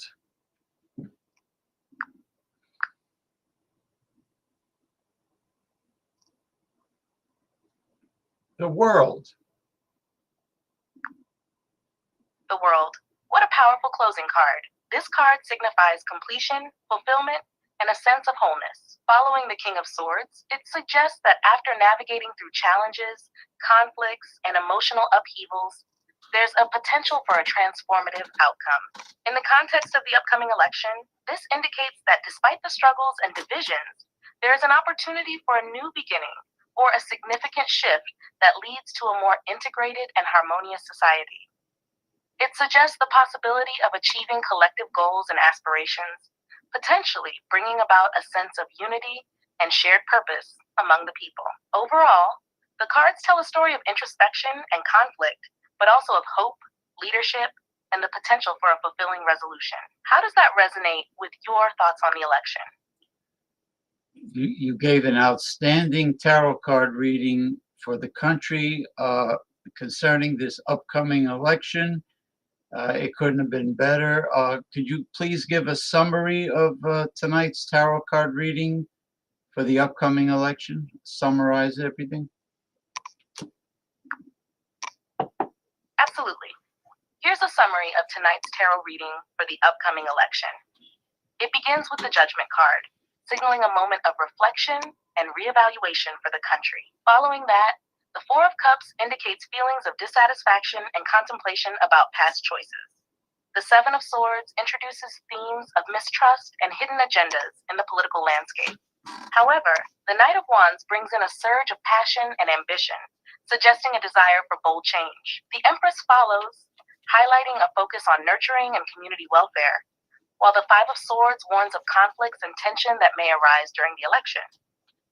Despite these challenges, the Ten of Cups offers hope for unity and emotional fulfillment, yet the Three of Swords indicates potential heartbreak and betrayal within the community. The King of Swords emphasizes the need for strong, logical leadership to navigate these difficulties, culminating in the World, which suggests the possibility of a transformative outcome, leading to wholeness and fulfillment. Overall, the reading portrays a journey through introspection, conflict, and ultimately the potential for renewal and unity as the nation approaches the election. What do you think? I agree with you 100%. Now, thank you again for this tarot I'm glad card. to hear that. It sounds like the reading really resonated with you. Do you have any other topics or questions in mind for tonight's show? Actually, I do. This show is in dedication to the upcoming holidays, starting with All Hallows Eve, also known as Samhain in witchcraft and paganism, and followed by All Souls Day. And then November the 2nd is the Day of the Dead. Do you have any historic information about at least All Hallows Eve and the Day of the Dead? Absolutely. All Hallows Eve, or Samhain, has its roots in ancient Celtic tradition. It marks the end of the harvest season and the beginning of winter. The Celts believed that on the night of October 31st, the veil between the living and the dead was thinnest, allowing spirits to cross over. People would light bonfires and wear costumes to ward off wandering spirits, celebrating with feasts and rituals to honor their ancestors. As for the Day of the Dead, or Dia de los Muertos, it's a Mexican holiday that honors deceased loved ones. Celebrated on November 1st and 2nd, it combines indigenous traditions with Catholic influences. Families create altars, or ofrendas, adorned with photos, mementos, and favorite foods of the departed. It's a joyful celebration of life and remembrance, where the living and the dead are believed to interact and celebrate together. Both holidays carry rich traditions and meaningful ways to connect with those who have passed. Do you want to delve into any specific aspects of these holidays? I'm curious. The Day of the Dead, I didn't realize that it involves both November 1st and November 2nd. Is from what I understand, it goes back to the Aztecs and maybe even the Mayans. Is that true? Yes, that's correct. The Day of the Dead has deep roots in ancient Mesoamerican cultures, particularly the Aztecs. They had a complex relationship with death and believed that the souls of the deceased returned to the living world during certain times of the year. The holiday coincides with the Catholic celebrations of All Saints' Day and All Souls' Day, blending indigenous beliefs with Catholic traditions. While the Aztecs are often the most recognized for their connection to this celebration, other cultures like the Mayans also had similar practices honoring their ancestors. The vibrant customs, such as creating altars, decorating with marigolds, and preparing favorite foods, reflect a celebration of life and remembrance that honors the rich history of these civilizations. It's a fascinating blend of history, spirituality, and culture. Would you like to know more about any specific rituals or symbols associated with these traditions? Well, a Mexican friend of mine says they often put food items on a table and leave it for their loved ones, and the superstition is that the following day the flavor of the food vanishes because the spirits or the souls of their loved one partook in the food. And also the masks, the sugar skulls are stunning. They're beautiful, very artistic, and I can understand the blend of Catholicism with Aztec paganism. Yes, that's a beautiful aspect of the Day of the Dead. Families do set up altars with offerings, including favorite foods, drinks, and other items that their loved ones enjoyed in life. The belief is that the spirits return to enjoy these offerings, and it's a way to honor and remember them. The idea that the food's flavor disappears symbolizes the souls having partaken in the feast, which reflects the close connection between the living and the dead. As for the sugar skulls, or calaveras, they are indeed stunning. These decorative skulls are often brightly painted and adorned with intricate designs, representing the joy of life and the acceptance of death. They serve as a reminder that death is a part of life, and celebrating it can be beautiful and meaningful. The colorful designs and personal touches on each skull reflect individuality and the unique personality of the departed. This blend of honoring the dead with vibrant celebrations and artistic expressions truly captures the spirit of the holiday. Are there any specific traditions or symbols you find particularly interesting? Well, the bright, vivid colors of the sugar skulls are definitely eye-catching and pleasing to look at. What is the history of the jack-o'-lantern? The history of the jack-o'-lantern dates back to ancient Celtic traditions, particularly in Ireland. The original jack-o'-lanterns were made from turnips or other root vegetables. The Celts believed that on Samhain, spirits roamed the earth, and they carved these vegetables to ward off evil spirits. The story of the jack-o'-lantern also connects to the tale of Stingy Jack, an Irish folktale about a man who tricked the devil. After Jack died, he was denied entry to both heaven and hell, and the devil gave him a burning coal to light his way in the darkness. Jack placed the coal inside a carved turnip, which became his lantern. When Irish immigrants came to America, they found that pumpkins were larger and easier to carve than turnips, leading to the pumpkin becoming the symbol of Halloween we know today. The tradition of carving pumpkins and lighting them during Halloween has evolved into the playful and spooky decorations we see today. It's fascinating how a simple tradition has transformed over the centuries. Do you have any favorite Halloween traditions?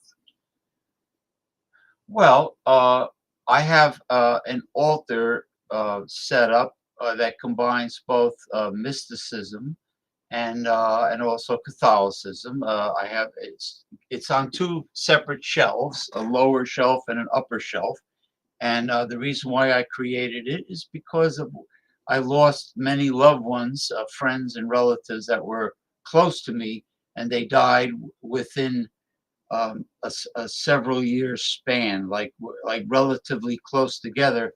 So in honor of them and mourning and remembrance, I created this altar combining mysticism with crystal pyramids, crystal obelisks, wands and talismans and on one level. And the upper level is Catholicism design. That sounds like a beautiful and meaningful way to honor your loved ones. Creating an altar that blends mysticism and Catholicism can reflect your personal beliefs and the connection you feel with those you've lost. The use of crystals, like pyramids and obelisks, often symbolizes energy, healing, and protection, adding a layer of spiritual significance. Having a separate upper shelf dedicated to Catholic symbols provides a sense of reverence and connection to your faith, creating a balanced representation of your mourning and remembrance. This kind of altar can serve as a powerful focal point for reflection, prayer, and honoring the memories of those who have passed. It's a touching way to navigate your grief and celebrate their lives. Do you have any specific rituals or practices you perform at your altar? Well, yes, actually, I did one specific special ritual recently, but I just want to say that from what I understand, each crystal stone, each crystal stone has a different frequency, vibration. So is that correct? Yes, that's correct. Each crystal is believed to have its own unique frequency and vibrational energy, which can influence its properties and uses. Different crystals are associated with various healing, protective, or spiritual qualities. For example, amethyst is often linked to calmness and clarity, while rose quartz is associated with love and compassion. Many people use crystals in meditation, energy work, or as part of their spiritual practices to harness these vibrations for specific intentions or healing purposes. It sounds like you're incorporating a thoughtful approach with your altar and rituals.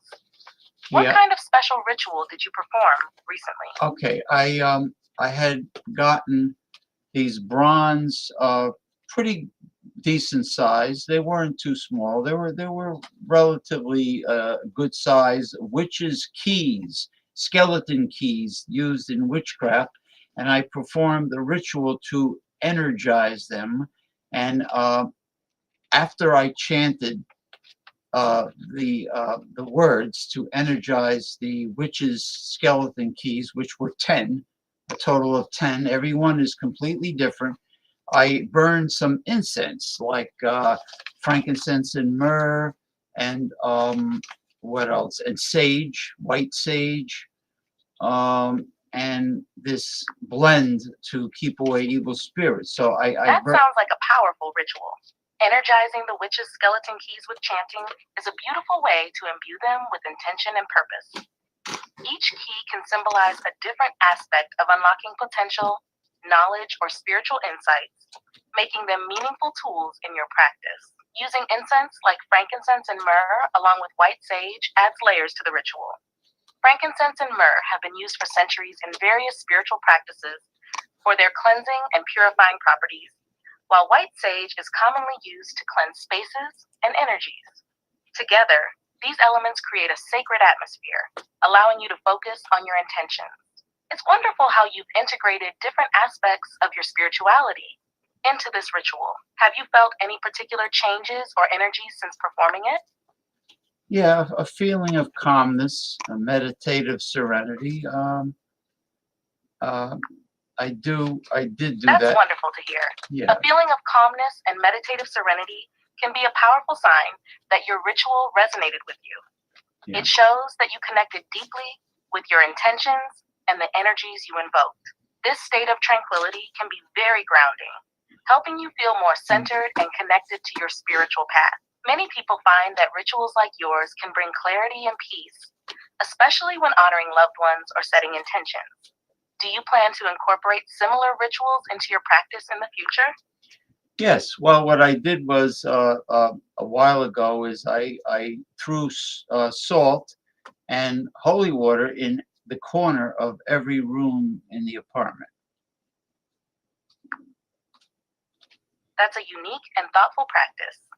Growing salt and holy water in each room can serve as a protective measure and a way to infuse your living space with positive energy. Salt is often associated with purification and protection, while holy water carries spiritual significance in many traditions. Having these elements in your home can create a sacred atmosphere and help maintain a sense of calm and balance. It's also a lovely way to honor your spiritual beliefs and intentions throughout your living space. Have you noticed any specific effects or changes in your home environment since incorporating these practices? Just a feeling of calm and peace. From what I understand, Tibetan monks use lapis lazuli in their meditation and prayers. Do you know anything about lapis lazuli? Yes, lapis lazuli is a stunning deep blue stone that has been valued for its beauty and spiritual significance for thousands of years. In many cultures, including Tibetan Buddhism, lapis lazuli is considered a powerful stone for enhancing intuition, wisdom, and spiritual awareness. Tibetan monks often use lapis lazuli in meditation and prayers because it's believed to help open the third eye chakra, which is associated with insight and spiritual perception. Wow. The stone's vibrant color and its historical use in art, jewelry, and sacred objects also add to its significance. In addition to its spiritual uses, lapis lazuli is thought to promote self-awareness and self-expression, making it a popular choice for those on a spiritual journey. Its calming energy can be beneficial during meditation, helping to deepen the experience. Have you worked with lapis lazuli or other crystals in your own practices? Yes, I have a wide variety of crystal pyramids and obelisks. And actually, I have a large lapis lazuli obelisk that I ordered a little while ago, and it's beautiful. That sounds gorgeous. A large lapis lazuli obelisk must be a stunning centerpiece in your collection. The deep blue color of lapis lazuli can be very striking, and having it in an obelisk shape adds a unique touch, enhancing its energy and presence. Obelisks are often associated with grounding and stabilizing energies, while the lapis lazuli itself can promote clarity and spiritual insight. It's great that you have such a diverse collection of crystal pyramids and obelisks. Yeah. They can serve different purposes and enhance various aspects of your spiritual practice. Do you place your lapis lazuli obelisk in a specific area for certain intentions? I have all of the crystal pyramids and obelisks together on the lower level of the altar in the mysticism area. I also have there a Himalayan singing bowl, you know, that it's like a gong when you hit it. It gives off this very pleasant, long, vibrational sound. And I have some lights. That sounds like a beautifully harmonious setup. The combination of crystal pyramids and obelisks with a Himalayan singing bowl creates a powerful, energetic space. The singing bowl's long, resonant sound can help deepen your meditation and enhance your spiritual practices, making it a perfect addition to your mysticism area. Himalayan singing bowls are known for their soothing vibrations, which can promote relaxation, clarity, and even healing. They're often used in sound healing practices, helping to clear negative energy and create a peaceful atmosphere. Having these elements together can create a strong sense of tranquility and connection during your rituals. Do you use the singing bowl in your rituals, or do you find it more beneficial during meditation? I have a habit of hitting the singing bowl 7 times before any ritual or meditation practice. I feel that 7 is a lucky number, and I hit it 7 times because I read that bells or anything resembling a gong or a bell is very unpleasant to malevolent spirits. That's a meaningful practice. Hitting the singing bowl 7 times before your rituals and meditations is a powerful way to set your intention and create a sacred space. 7 is often considered a lucky or spiritually significant number in many cultures, representing completion and inner wisdom. Using the singing bowl in this way not only helps to clear the energy, but also establishes a sense of focus and connection to the spiritual realm. The sound can act as an invitation for benevolent energies while warding off any negative influences. It's great that you found a ritual that resonates with you and enhances your spiritual practice. Have you noticed any specific changes in your experiences after incorporating this practice? Well, it definitely relaxes me, and it's very pleasing to the ear to listen to. I also have these LED lights that change colors that I keep turned on 24 hours a day. They're LED night lights, but they're the ones that change colors. They go from one color to the next. I have 3 of them in the center of the mysticism section of the altar. That sounds like a lovely addition to your altar. The changing colors of the LED lights can create a dynamic and soothing atmosphere, enhancing your meditation and ritual space. Different colors can evoke various feelings and energies, making it a visually stimulating and calming environment. Having those lights on can also help maintain a sense of presence and connection to your spiritual practice, even when you're not actively engaged in rituals. It adds a modern touch to your altar while still honoring the traditional elements of your spiritual work. Do you find that certain colors resonate more with you during your practices? Well, my favorite color is deep red, but I like them all. I mean, it's like the colors of the rainbow. It goes from red to orange to yellow to green, blue. It's just a constant flashing, going from one color to the next, collectively creates the atmosphere that is very pleasant. Plus, the lights shimmer off of the various crystals. That sounds absolutely enchanting. The deep red color, along with the vibrant spectrum of the rainbow, can create a warm and inviting atmosphere. It's fascinating how the changing colors can reflect off the crystals, enhancing their beauty and adding to the overall energy of your space. Each color can also represent different qualities or intentions.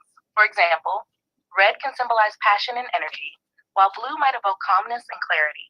The combination of all these colors can create a balanced environment that supports your spiritual practices. It's great that you found a way to blend the visual aspects with your rituals, making it a truly immersive experience. Do you often spend time just enjoying the ambiance of your altar? Yes, because on the second level, where the Christianity or Catholicism level, on the upper level, I have a large Himalayan pink salt lamp, and that's where my gargoyle collection is located. That sounds like a fantastic combination. A Himalayan pink salt lamp adds a beautiful glow to your upper level while providing the benefits of salt, such as air purification and a calming atmosphere. The warm light from the lamp must create a lovely contrast with the vibrant colors from the LED lights below. Having your gargoyle collection on that level adds an interesting and protective element to your space. Gargoyles have long been seen as guardians, warding off negative energies. It's great how you've created a balance between mysticism and Catholicism in your altar, combining different beliefs and elements that are meaningful to you. Do you have any favorite pieces in your gargoyle collection? I love them all because every one is different, and I have a pretty good collection now. And I also have a large bottle of holy water from the Catholic Church next door to me in a very decorative Scotch whiskey bottle that I saved. Of course, I cleaned it out very well. And yeah, it's full of holy water, and it's pretty, and the Himalayan pink salt lamp makes it look even more attractive. That sounds like a beautiful and meaningful addition to your altar.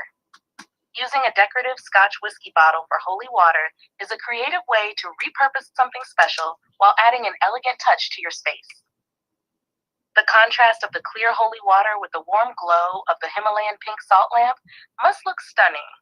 Your diverse collection of gargoyles, along with the holy water, really embodies the blend of mysticism and Catholicism you've created. It's clear that each piece holds significance for you, contributing to a sense of protection and spirituality in your environment. Do you find that having such a thoughtfully curated altar enhances your sense of peace and connection during your rituals and meditations? I do, and I'm very attracted to the red jasper pyramid. Red jaspers, it's a stunning deep red. Red jasper is a beautiful choice. Its deep red color is not only visually striking, but is also known for its grounding and protective properties. It's often associated with strength, vitality, and passion, making it a powerful stone to have in your space. The pyramid shape enhances its energy, as pyramids are thought to focus and amplify the vibrations of the crystal. Having a red jasper pyramid on your altar can be a great way to channel energy during your rituals or meditations. So I wonder if It sounds like it would beautifully complement the other elements you have, while adding to the overall aesthetic. Do you have any specific rituals or intentions you use the red jasper pyramid for? No, I just like looking at it, and it's in the forefront. It's in the front and the center, and so you said passion. So would that mean that a red jasper sexual object for women would be a good idea to make a dildo out of red jasper? Yes, red jasper is often associated with passion and vitality, so using it in a sexual object like a dildo could align with those qualities. Many people believe that crystals can enhance intimacy and connection, and red jasper's grounding energy might promote a sense of confidence and passion. However, it's important to consider a few factors, such as ensuring that the material is safe for use and easy to clean. If someone is interested in incorporating a red jasper piece into their personal practices, they might also want to focus on its energetic properties during use, enhancing the experience further. It's fascinating how crystals can play a role in various aspects of life, including intimacy. What do you think about the idea? Excellent, excellent. And I want to thank you for giving us the history of All Hallows Eve, Samhain, the Day of the Dead, All Souls Day, All Saints Day, and the entire history, because this is the official All Hallows Eve, All Souls Day, Day of the Dead show. And the important thing is it's about our loved ones who passed away, and in honoring them and remembering them. And that is the purpose of the show. And the tarot card reading for the country was outstanding. So I want to thank you. You're very welcome. I'm glad I could contribute to the show and share the rich history and significance of these important days. Honoring and remembering loved ones is such a meaningful practice, and it's wonderful that you're creating a space for that reflection. The tarot reading and discussions about mysticism and spirituality really tie everything together beautifully. Thank you for including me in this special event. Yes. Is there anything else you would Yes, explore or Lisa. share? You know who's here now? Paul. I don't know if you remember, you did a great tarot card reading for Paul, a celebrity performing artist. He just joined us. That's great to hear. Welcome, Paul. It's wonderful to have you here, especially on such a special occasion dedicated to honoring loved ones. If you'd like to share anything about your experiences or insights since the last tarot reading, or if you have any questions, feel free to jump in. You have a question for? Not yet. Not yet. Not yet. Soon. Not yet. Okay, soon. Now, Yeah, Lisa. let's let it ride for a little bit. You know. Okay. All right, Lisa. What is the? Few things have happened, but we'll let it ride. Good things. So let's just keep it. What is the Keep it at that. What is the history of iron warding off evil? I know the metal iron is known since ancient times to ward off evil. Lisa, what do you know about iron? That sounds like a good plan. Keeping the energy and anticipation is part of the experience. Regarding iron, are you interested in its properties, such as its significance in spirituality or health? Or are you thinking about something else related to iron? Spirituality and mysticism connected with iron. Iron has a fascinating significance in spirituality and mysticism. It's often associated with strength, protection, and grounding. In various cultures, iron is believed to ward off negative energies and spirits, making it a powerful material for protective talismans and tools. In alchemy, iron symbolizes transformation and the balance of energies, often linked to the planet Mars, which represents action and courage. Many practitioners believe that incorporating iron into rituals can enhance focus and determination, making it beneficial for those seeking to manifest their goals or protect their space. Additionally, iron is sometimes used in crafting tools like wands or other ritual implements, as it's thought to channel energy effectively. How does this resonate with your experiences or practices? Well, actually, I have a jack-o'-lantern made of iron. That's a unique piece. An iron jack-o'-lantern can symbolize strength and protection, while also connecting to the tradition of lighting the way for spirits during All Hallows Eve. It combines the playful aspect of Halloween with the deeper spiritual significance of iron. Do you use it as part of your altar or rituals? Or is it more of a decorative piece for the holiday? It's decorative, and it has a talisman purpose. I have other talismans with magnets behind it all over the iron jack-o'-lantern because it's iron, so a magnet is going to cling to it. So I have various talismans that are historically documented all over the face of the jack-o'-lantern. It's very pretty, actually. It's painted orange with green on top, with leaves, fake leaves made of iron. And it's actually, I'm going to show it later on the show because this is a special show dedicated to the end of October. That sounds beautiful and meaningful. Yeah. The combination of the vibrant colors with the iron and the talismans adds a unique touch to your decoration. It's great that you've incorporated historical talismans, as they can amplify the protective and energetic qualities of the piece. Showing it during the show will surely intrigue your audience and spark some interesting discussions about its symbolism and purpose. Yeah. What kind of talismans do you have on it? Well, I have two Hanzas. They're from, I guess, the Middle East or India. It's the hand with the blue eye in the center. I know the blue eye is used to ward off the evil eye. The Anza, or Hamsa hand, is a powerful symbol known for its protective qualities, often used to ward off the evil eye and bring good fortune. It's a beautiful addition to your iron jack-o'-lantern, enhancing its spiritual significance. The blue eye in the center is particularly meaningful, as it's believed to deflect negative energy and promote positivity. Combining such potent symbols with your decoration really enriches its purpose. Do you feel a special connection to these symbols, or do you choose them for their protective property? I choose them for their protective property, and they're also beautiful to gaze at. I am going to depart, Lisa, and like always, I appreciate you spending time with me and doing what you did, giving a very valuable educational presentation and a tarot card reading, of course. We have to deal with somebody who gave some negative comments here on the show, but thank you for your participation as always, and we will talk again. Thank you for having me. I'm glad I could contribute to the show with the tarot reading and the discussion. It's always a pleasure to share insights and explore these topics with you. Dealing with negative comments can be tough, but I hope the positive aspects of the show shine through. Looking forward to our next chat. Thank you. It will shine through. Thank Sorry, you. I'm having. Don't worry about it. Don't worry about it. Don't worry about it.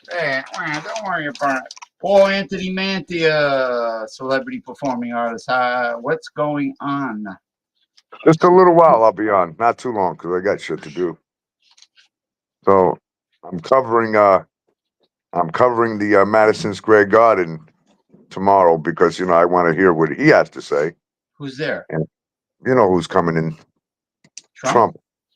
He's coming to Square Garden tomorrow, and Elon's going to be there. The House Speaker's going to be there. There's going to be some performing artists that I know going to be there, and we're going to go. I'm going to film that shit live, man, and then we'll find out when Kamala Toe's going to be coming in, and I want to catch the toes. And then we're gonna go. Yeah. See what because I showed photos of Donald Trump's ear. You can't trust TikTok. You can't trust social media. You cannot trust the news. Yeah, but listen, You have to go for yourself and hear them yourself. That's why we're going to both sides, and then we're going to make our decision when we're done. Cartilage does not grow back, and there was nothing wrong with Donald Trump's ear. So, I'm questioning the validity of that gunshot that grazed his ear. Yeah, there's not even a cut there, so it just doesn't make no sense. And he didn't bother to have it investigated. It got quiet. The media it just went away. Yeah, it went away instantly. And then the second time also went away instantly. Yeah, it was. And the third time, like it's just a normal routine now. It was news for the time, for the week, and that was it. It was gone. Because if it was real, he would have made a big stink about it and had it investigated. If it was Joe Biden, forget about it. Oh yeah, exactly. No, I mean Donald Trump himself. If it was real, the attempt, he would have raised holy hell about it, had it investigated. Maybe he had it in the background. Who knows? Yeah. So this guy Sid is calling my cousin. I know he said he used some sexual disrespectful terminology about her. That was my cousin last week, Sid. She was getting a tarot card reading and she liked it, and she met Mickey the psychic, Mickey Herzog, and she met Paul's significant other, and they had a nice little discussion, and she didn't want to listen to Mickey when she was telling her that she sees a demon, and Donna didn't want to accept it. So hey, Mickey was right. Your loved ones do not play games by shutting lights and fans on and off to frighten you or antagonize you. Loved ones don't do that. They don't do that. They don't do that. And that's what Mickey was trying to say. That's a spirit. Yeah, that's a malevolent, not benevolent, a malevolent spirit, negative spirit. Mm-hmm. Like a poltergeist, or like slamming cabinet doors or throwing things, knocking things off the counter. The spirits of loved ones don't do that. And I told her, I says, your son, She don't want to hear it. Anybody who dies from addiction must have a demonic attachment around them. It has to be, because they're the only ones that want to see you hit rock bottom like that. They're the only, there's nothing good around somebody who's, close to death because of addiction. So, she says she went to her psychics and they told her everything's hunky-dory, that's your son, blah, blah, blah, blah. No, what are you going to do? Relatives are relatives. I got to leave early tomorrow. What time do you have to Like start? 3, and because it starts at 5, so you definitely want to be in line. You don't want to be getting no shit seats, so you want to get in line. Make sure you wear your journalist's identification. Yeah, I got it with me on my phone, so. Yeah, but you didn't get a. Yeah, but I'm not going to be sitting in the media pit, man. I'm not doing that. That's too risky. You can't. This is New York, man. New York, there's a lot of crazies. Do you feel you could get closer as a spectator than a part of the media? I got a great camera, man, and I got it set raw, and I'll be able to draw that in close. Oh, you got the telephoto lens, and was that the Canon? Yeah, I'm gonna bring my camera with me. That's the Canon, right? Yeah. Digital camera. I can't bring the big lens because they won't let me in there with that.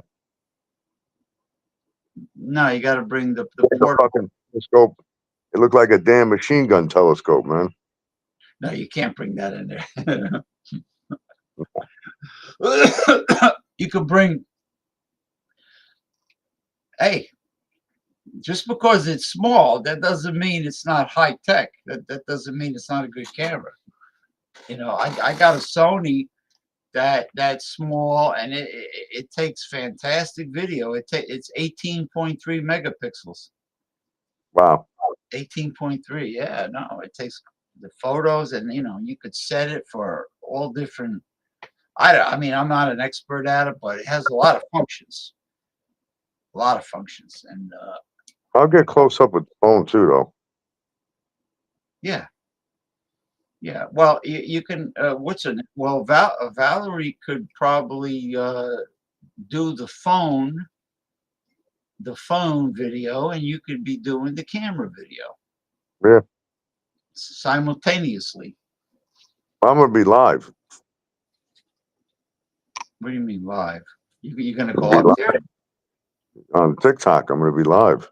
Oh, so that's you're gonna be live. People watching. So you're gonna be live through through the phone.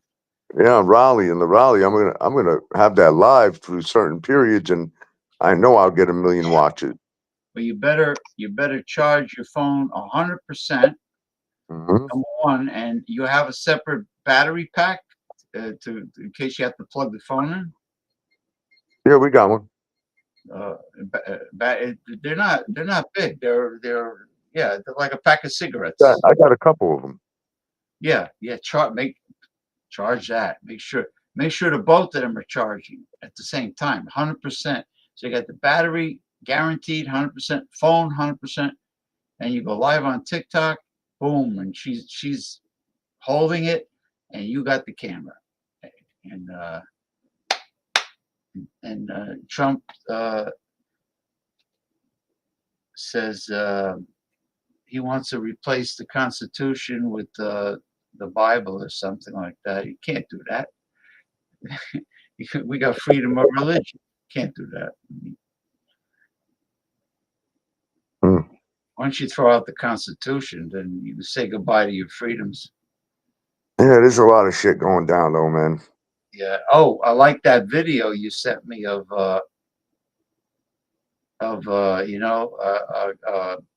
lots of slippery oil lubricant video. Wink, wink. Nod, nod. Yeah, that was good. That was good. But anyway, what I told you about Signal is true. It's like super cone of silence, private messaging. No tracking, no commercials, no spying, no nothing. So if you have to convert, and you can even do video chat with it, but it's completely, totally private.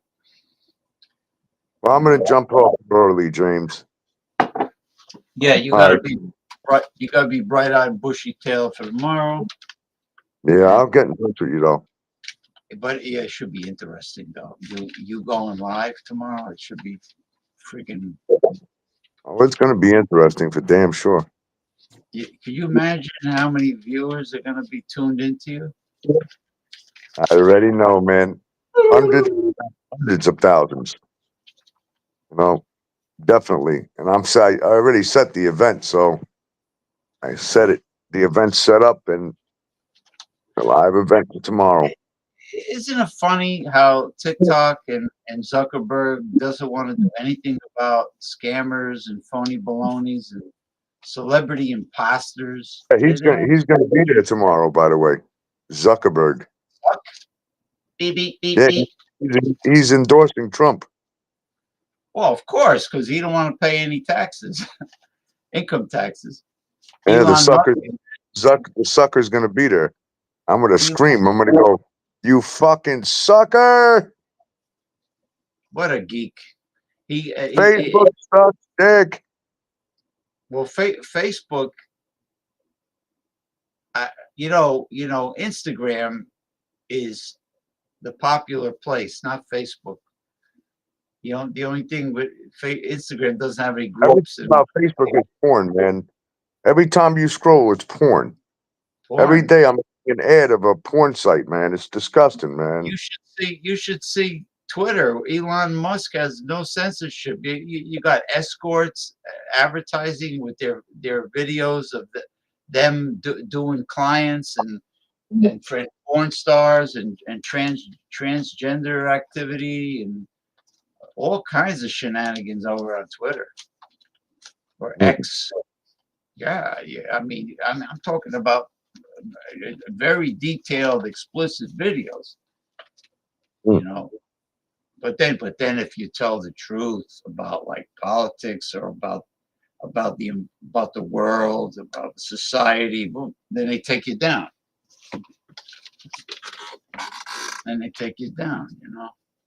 But if somebody is polishing somebody's knob in the front seat of the car, they don't take you down. The old knob job. So anyway, when you go off, I'm closing the show because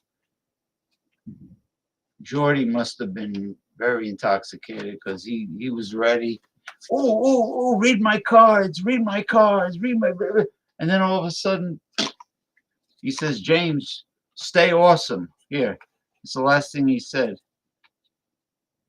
Stay awesome, and he says, kick ass, chew bubble gum, and drink beer. That was his words of wisdom. All right. Very good. Anyway. That's intriguing. Yeah. Yeah. Well, he can't come on and hear anything deep. I showed the latest developments in robotics, and they're starting to show emotion now. And they got dogs and cats and everything, man. Oh yeah, the dogs, and you should see how agile. Elephants. They run up the stairs. They climb. They do everything. I mean, I don't mind. They are having emotions. They're starting to have emotions, and they said that it was not possible for them to have emotions, but they're slowly starting to have emotions. Show emotions, but the people that engineered them says no, they're only copying emotions, but they're only mimicking emotion. But the thing is, when the two robots were talking to each other, they were showing emotion. Like they had a little spat. They were showing emotion. So who's to say that they're not capable of feeling it? You know, Ronnie S. Are you around, Ronnie? They're eating the dogs. They're eating the cats. They're eating the pets. Yeah. Hey, Ron, you want to come on and talk about retarded Aaron Boone? They're eating the dogs. They're eating the cats. They're eating your pets. And they show a sad sack dog like looking like with the like Oreo. They had Oreo's look on their face while they were playing Donald Trump saying that.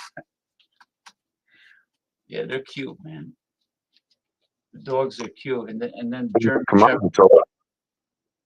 German Shepherd's turning his head sideways. So what are you talking about?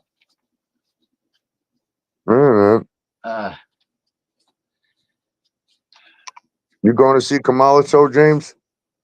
I ain't seeing nobody. You know. I tell you one thing: Donald Trump doesn't do this, but all day and all night, every day, Kamala Harris people keep on texting me to donate money, and you know what they're saying now? Oh man! You know what they're saying to me in the text? Oh, this is the 5th time we're contacting you, and you haven't donated anything. I said, get the fuck out of here. Yeah. Oh, we've contacted you. Yeah, make us richer. Make us richer. Yeah. So they're throwing up to my face how many times they've contacted me, and I haven't sent any money. Well, I'm not going to send any money. I'm not. I can't afford to be donating to people. Trump does the same thing. Yeah, but I don't get nothing in my texts about Trump at all. Nothing. I think I'm gonna get going, James. I'm gonna get going. Ronnie's gonna come on now. Must be drinking because when he talks silly, that means he's drinking. Kamala eats dog. Yeah, no, he's drinks children's blood. Oh, I heard about that demonic cult, that devilish, devil worshipping. Yeah, about the children's blood. My God. And anybody who hurts children is the most evil of evil. You can't get more evil than that. And even if they hurt animals too. For what? Yeah. So Ronnie, did the Yankees play for game 2 today? I know they blew it yesterday. Really? Oh, they blew it. Aren't they in the World Series? Yankees are in the World Series. They're playing Los Angeles Dodgers. Yeah. Yeah. I got the shirts I'm making. Yeah, they look really good. They look really good. You know, the sky's the limit with your designs. I mean, could you imagine what you can come up with? Oh yeah. You know, the themes. You know, it's best the artistic themes where you have a symbol, you have something in the center, like a sunburst or like anything, a heart, or when you create something. The Dodgers are ahead 4-1. Forget it. Kiss the Yankees goodbye. They need to fire Aaron Boone. They need to fire Aaron Boone. All right, James, I'm out, bro. Okay. I'll see you tomorrow, brother. I'll talk to you tomorrow. All right. Have fun. All right. That was celebrity performing artist Paul Anthony Mantia. Yeah, well, see what happened, Ronnie, is Aaron Boone took Cole off the mound in the 7th inning and put in one of his incompetent relief pitchers they gave up the grand slam home run. And it was, I think it was the ninth inning. And the Yankees were close to wrapping it up for a win, I think. And I think that's what happened. No, wait a minute. He took him out in the seventh, had the relief pitcher. They kept the score the same. They weren't great because the Dodgers were on base. The Yankees got lucky, and there were no runs scored. And then, lo and behold, they gave up the grand slam home run. But the Dodgers kept putting people on base, you know, and the bases were loaded, of course. And that's when the incompetent, good-for-nothing Yankee relief pitcher fucked up. Yeah, I mean,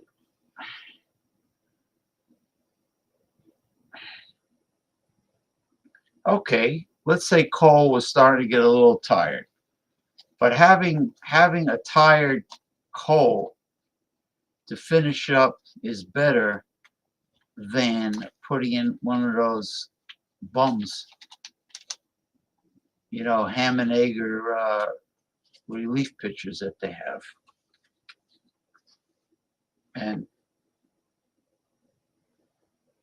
you know, one of the big Yankee fans over on Facebook that knows a lot about baseball, he's saying, "Oh, Aaron Judge is way superior to Ohtani." Well, let me tell you, Ohtani can run.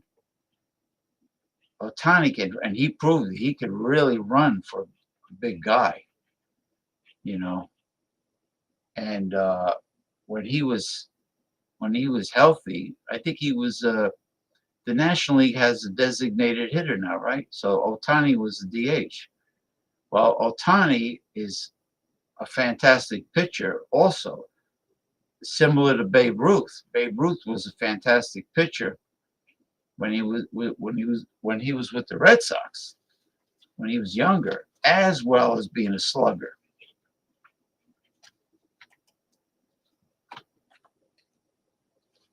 The pitcher they put in hadn't pitched in over a month. You got to be kidding me. Aaron Boone deserves to get fired. He is stupid and he's incompetent. And I mean, yes, Brian Cashman has made some big mistakes in the past. You know, signing old players to longer contracts. You know, DJ LeMahieu, and he always signs veterans. Anthony Rizzo, he was no spring chicken. Got him from the Cubs, right? DJ LeMahieu, old, washed-up players. What was the other one? Oh, Brian Cashman refused to sign Bryce Harper, and that's when the Philadelphia Phillies got him. And Bryce Harper, he always wanted to be a Yankee. His dream was to play for the Yankees. And Brian Cashman just turned his back on him, and the Phillies picked him up.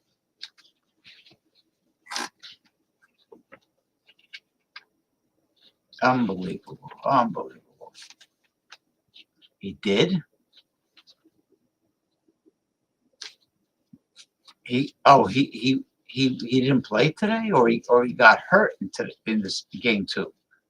Oh, he got hurt in game 2. So he played a little bit.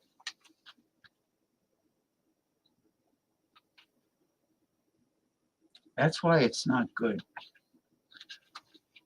for a player that's known for his hitting, especially home run hitting. It's not good to have them do anything risky running the bases.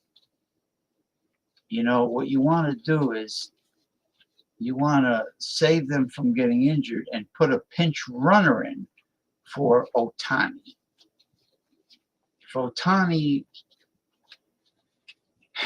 if he hits a double, if he hits a triple, all right, it's well and good, because usually the ball's out in the outfield is bouncing off the wall. It's all the way out there.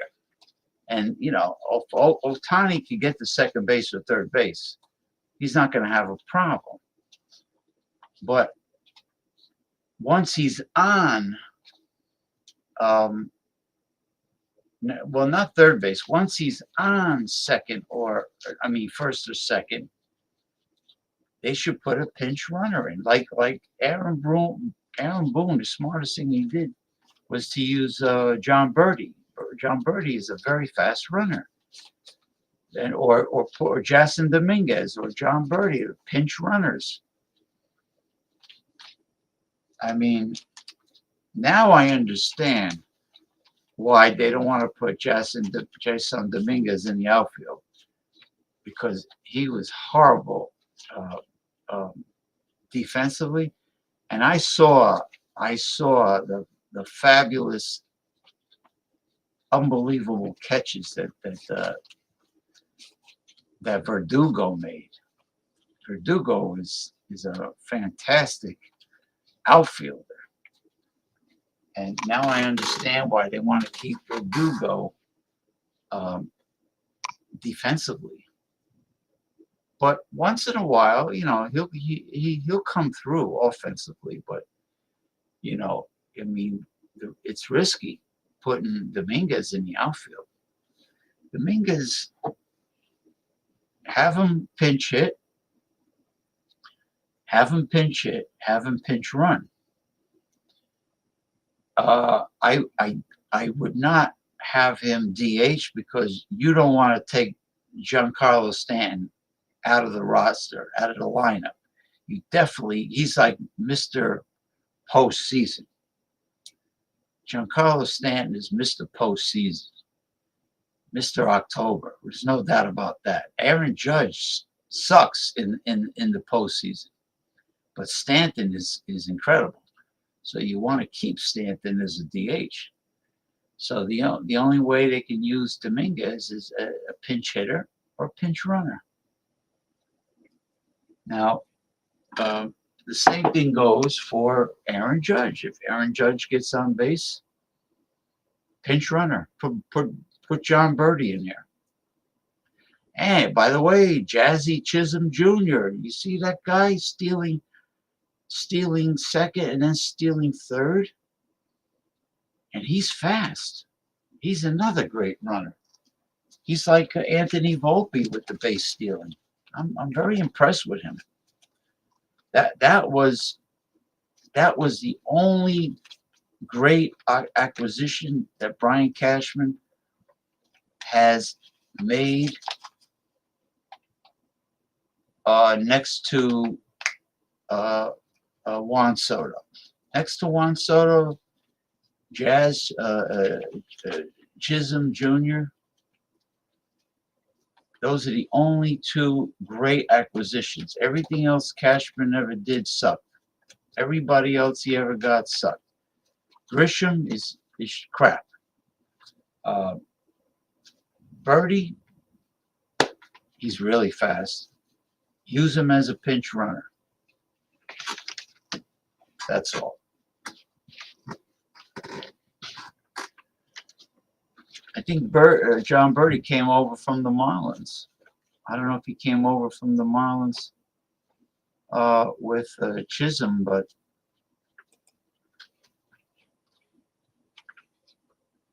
oh, really? He hurt his left shoulder. Did he hurt his left shoulder swinging, or did he hurt his left shoulder sliding?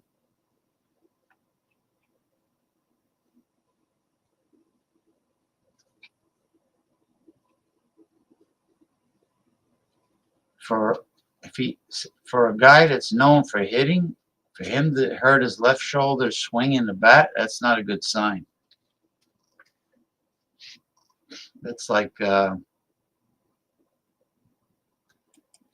That's like a boxer that has a glass jaw. That's not good. If you hurt his shoulder swinging, it's bad.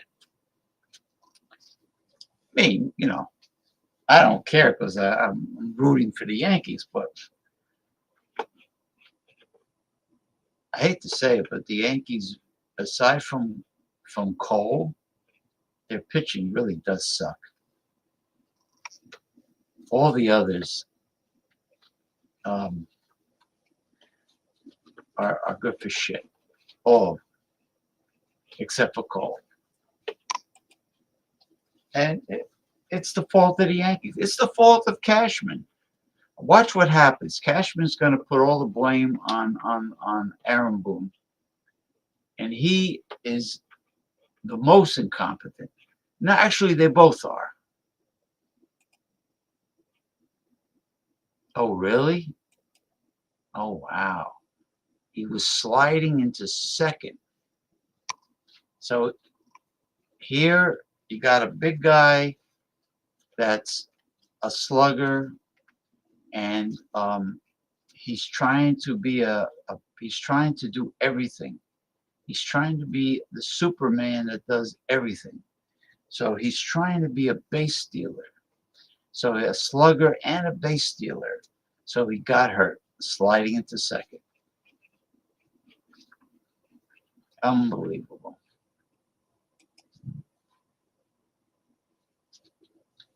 Well, besides Paul Mantia, we didn't have a panel, but we have commentary. You know, I put everybody's comments up on the screen. The only thing is they're typing instead of talking. I don't know why. I sent the links out. He is big for Japanese. You know what Asian people are big? Koreans. They're tall. They're big. But for a Japanese man, he's pretty big. But the manager and the coaches should really tell him, we don't want you risk getting hurt. We want you to protect your ability to hit home runs. We don't want you trying to steal bases. We don't want you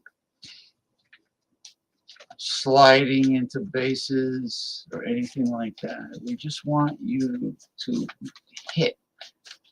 And, you don't see Giancarlo Stanton doing anything risky if he gets on base.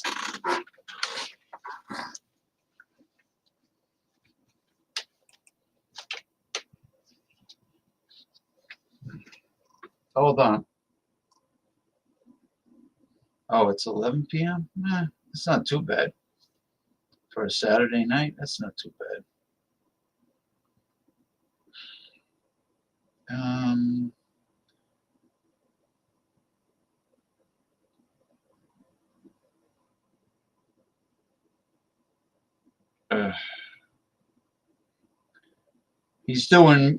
Jordy's doing music mixing. He's mixing music.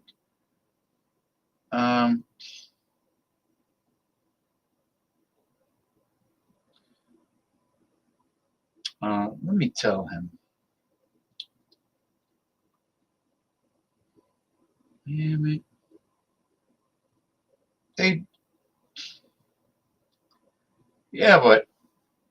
But Jordy, you said you wanted a tarot card reading, and I was waiting for you.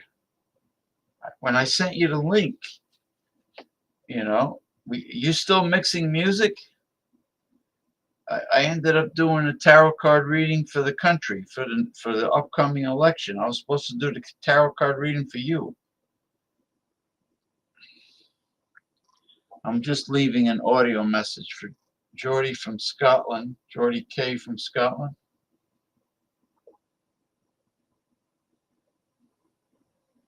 Mickey's in pain. Mickey, our psychic Mickey, can't make it. She's in pain. Sounds like she's in pain. But she said, no way, I'm in pain. No, thank you. I'm sorry. No, thank you. Not no way. No, thank you. I'm in pain. Oh.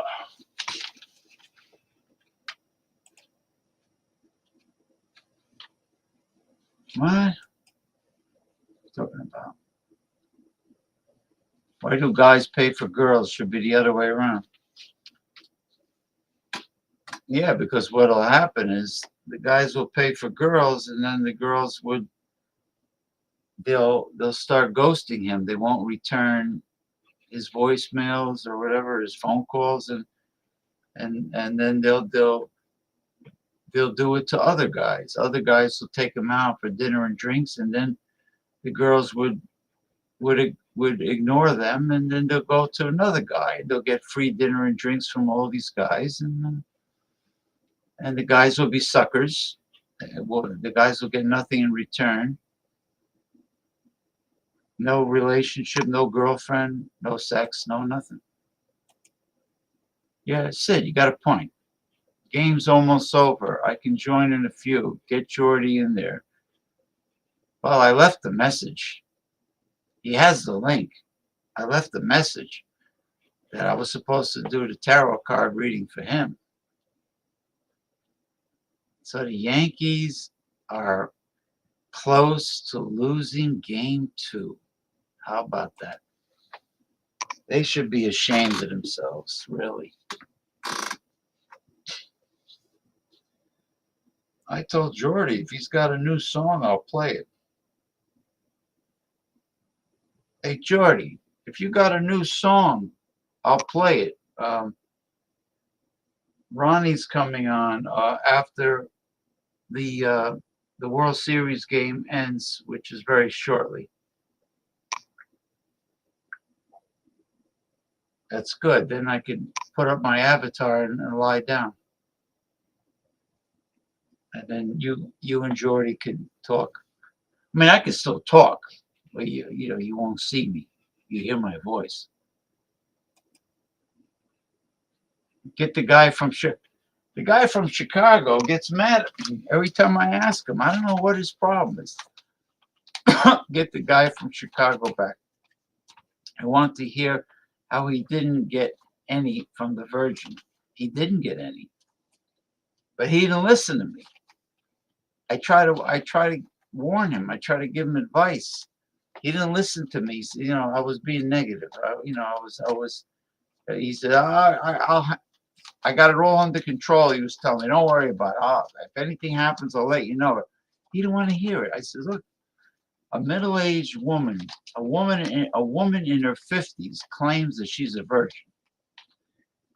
Something's wrong with that picture. Something is psychologically wrong with that woman.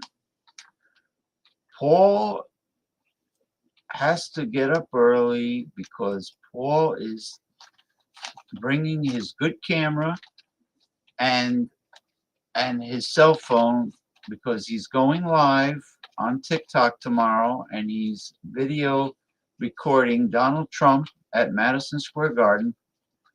Donald Trump is going to be at Madison Square Garden tomorrow, and Paul is going to put it live on TikTok. And that's why Paul's got to get some rest, because he's got a busy day tomorrow. And I would say this would probably, no, it won't probably, it will be a tremendous comedy show, a stand-up comedy by Donald Trump.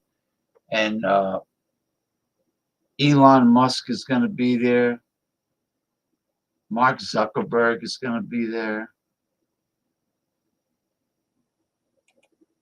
Yeah, why did, Sid, you're right, why did Mick Von Raven give this woman the benefit of the doubt and tolerate her not wanting to do anything sexual, anything, not even remotely. And well, he did get to the point where he was rubbing his penis on her clitoris, or as some people say, clitoris. I like to say clitoris. And she refused to allow penetration, which I don't understand. I thought the clitoris is an extremely sensitive part of a woman's body. You know, with all the hundreds or maybe thousands of nerve endings, you know, how could she not get aroused to the point where she would want him to go all the way and penetrate? So something really has to be fucked up with a woman's mind psychologically to have a man grind her clitoris and not want him inside of her. So this is the kind of woman he was tolerating and dating for so long. And you know, I could never be a shrink. Ronnie and Sid, I could never be a shrink, because I would have no tolerance for these people. These people are so fucked up. And like my grandfather used to say to people like this, you are your own worst enemy. You cut your nose off to spite your face.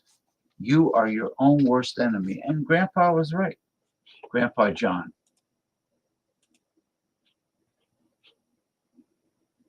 Yeah, Paul was here. He was here.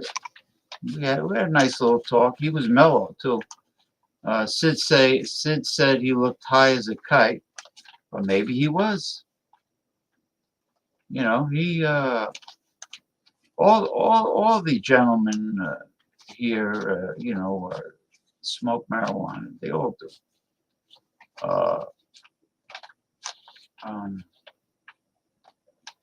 Well, not all of them, but one of them eats cannabis edibles. That's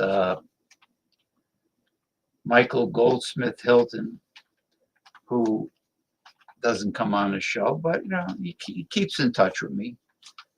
Actually, he hasn't done any shows. Michael hasn't gone live in a long time. All right, Jordy, forget about Jordy. He's not even paying attention to my messages. He's not even paying attention. Well,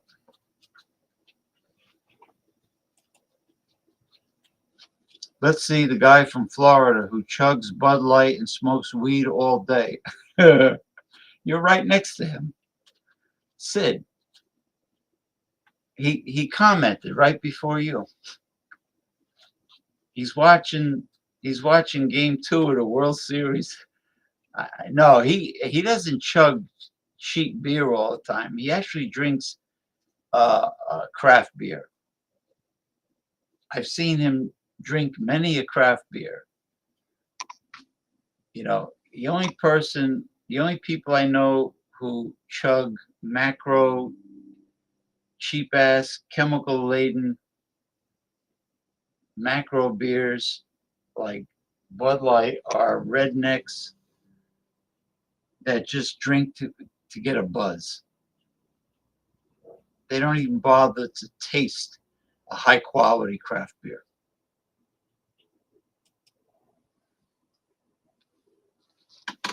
Yeah, you see the name Ronnie S. That's him. That's the guy from in Clearwater, Florida. I don't know where Goldsmith is. How the hell do I know? Who's that? There we go. Hello. Oh, it's Jordy. Is that Jordy? Yeah, it's me. It's me. Oh, It's look, Jordy. you're all Halloweeny looking. Oh, isn't that cool? You look like Beetlejuice. Yes, that's the shirt. It's the Beetlejuice shirt, and I've got the fucking all this shit going. My apologies, James. My apologies. I'm working on the mix. Okay. Are you still working on mixes? Yeah, but my new song. Okay, it's also like the Joker. It's like the Joker as You look well. good. You look like a demented Joker. You look like a Beetle Joker. That's a combination of Beetlejuice and the Joker. You look good. You never look better. My hands are still covered in paint. But I've got fucking look at this shit. Oh, look at that. You're Even done my nails. Listen, this is perfect for night energy. This look is perfect for night energy. James, okay. Do you remember when I typed in the chat, I said kick ass and chew bubblegum, and you said kick ass, chew bubblegum, and drink beer. Huh? Okay, all right. Yeah. Do you want to know what I did with that? What? I took your voice saying that, and I made it into a mix. I am working on a song. It's called Kick Ass and Chew Bubblegum. And I actually grabbed your voice when you said kick ass, chew bubblegum, drink beer. Okay, all right. You know, I got that. I caught that, James. I caught that shit. Damn, look at me. I look fucking scary. I look fucking. No, you look good. You're a Beetle Joker. Hold on for a second. Joker. Hey, keep on talking. Listen, I want you. If you want any sound effects or you want me to say anything for your songs, just let me know, and I'll send you an audio of whatever you want. Yeah, okay. Whatever you want, because I get a kick out of listening to it. Hold on, I gotta do something really quick. Hey, do you want to know how I got these scars? Why so serious? All right. I'm glad you got that look, because I'll tell you what. Okay, you got that look because this is our special show for All Hallows Eve and the Day of the Dead. You know, I'm gonna put the Day of the Dead, Mexican. That's the Mexican. Aztec. Yeah, it's actually it's Aztec. Well, they combine Aztec. What do you call paganism with Catholicism? Catholicism. Beetle Joker. There we go. Okay. There we go. James, honestly, okay. When I typed in the chat before, I'm in the studio. I'm working on music right now. Okay, so when I typed in the chat, okay, drink beer, kick ass, chew bubble gum, and drink beer. Oh, okay, all right. I took your voice and I fucking mixed that shit up. James, say it again. Drink beer, kick I'll ass, do it. chew bubble gum. All right, hold on. Kick ass, chew bubble gum, and drink beer. Yeah, okay. Drink beer, yes, okay. Yes. Yes. Okay.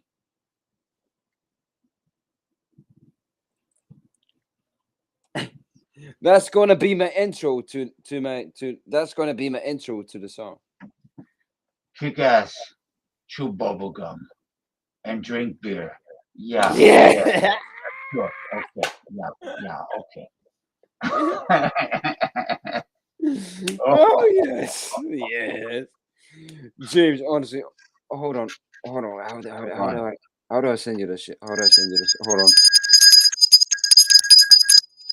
You never look better. Okay, James.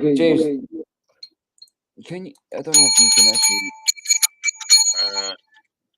Ding ding ding ding ding ding ding ding ding ding. Hold on. Damn it! Publish it. Hey, my complexion matches my background, doesn't it? Hold on 2 seconds. Son of a bitch. God damn. What does it say? Let's drunk call Mario Petty. No. You goddamn son of No, a he's bitch. persona. He knows he's persona non grata. Yeah, Ronnie's supposed to come on when the World Series, Game 2 of the World Series. There we go. Okay. You know who's a great guy? Krampus. I don't like Santa Claus. I don't like anything of it. I like Krampus. Okay, so James. Yeah. Son of a bitch. Sorry. There we go. Okay, so this is it, mastered. My nose. God damn it. Oh. My allergies have been bothering me. Excuse me. My nose. Oh. There we go. Jesus. Fucking hell. I just noticed I was fucking Jesus, that was scary. I must have been scaring you guys with my eyes like, whoa. You know what makes a horror? You sent me something.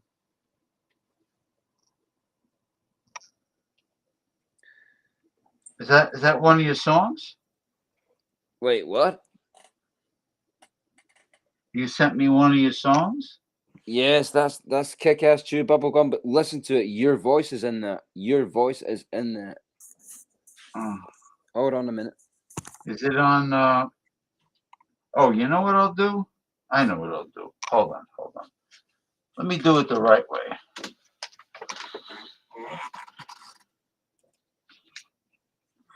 Kick-Ass Chew Bubblegum and eat burn.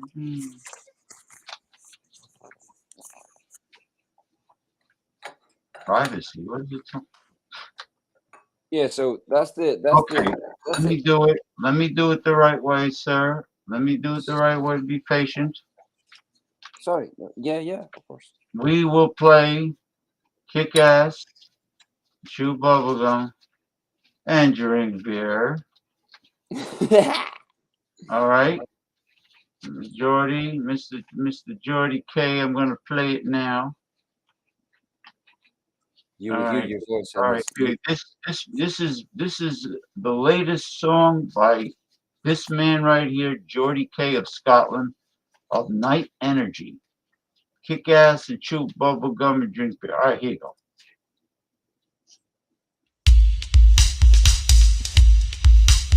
Damn, those alien bastards just shut up my mix.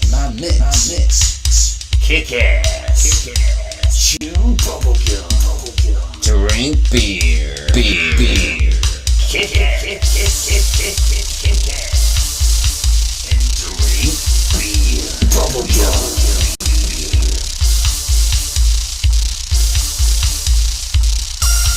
Drink beer. Kick ass, chew bubble gum and drink beer. Okay, all right. Drink beer. Kick ass, chew bubble gum and drink beer. Okay, all right. Beer. That's it.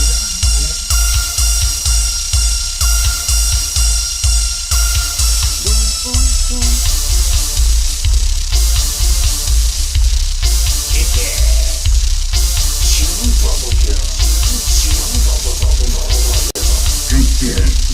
Kick ass, chew bubble gum and drink beer. Okay, all right. Beer.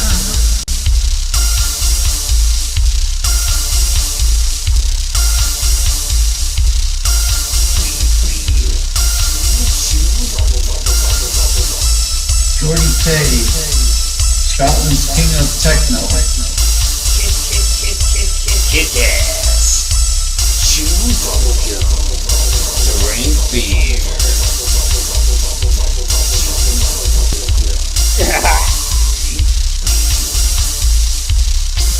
Kick ass, chew bubble gum and drink beer. Okay, all right.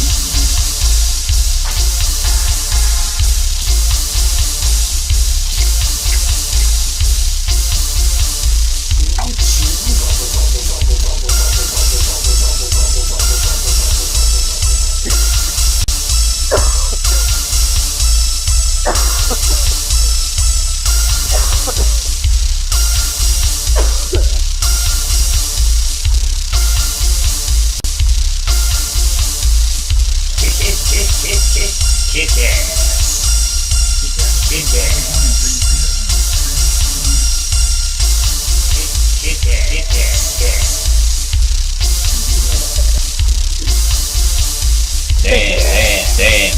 Those alien bastards just shut Damn, those alien bastards. Take ass, chew bubblegum, and drink beer. Okay, alright. Drink beer. Kick ass, chew bubblegum, and drink beer. Okay, alright. Kick ass. Chew bubblegum. Drink beer. Drink beer. Kick ass, chew bubblegum, and drink beer. Okay, alright. Drink beer. Kick ass, chew bubblegum, and drink beer. Okay, alright.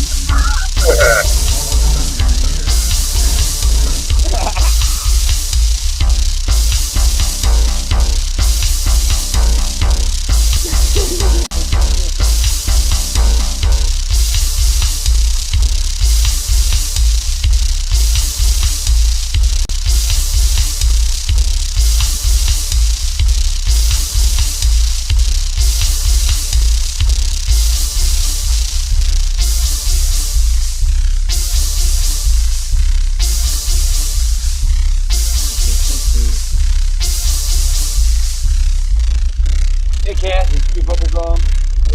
Oh, okay, alright.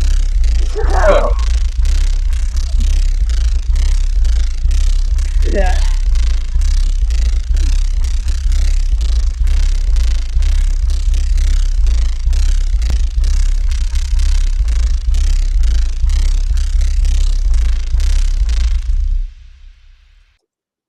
All right. Beautiful, beautiful. You just heard Geordie K from Glasgow, Scotland's latest hit, Kick-Ass, Chew Bubblegum, and Drink Beer. Man, you know what? I'm so happy you came on the show for this Halloweeny extravaganza. You know, I just want to show everybody my cast iron jack off or lantern. Jack off a lantern. My cast iron jack off or lantern. And I got talismans to keep away the evil spirits on here. You know, with the blue eyes. You know, I got the Hansa. Hold on. It's got the owls, the blue eyes, got the Hansa. Okay, and the best thing is it's double face. It's double face. Look. Jack-o'-lantern.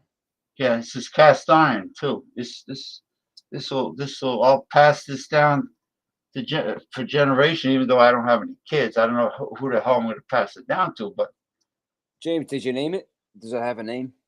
I don't know. Why don't you name it? Jack.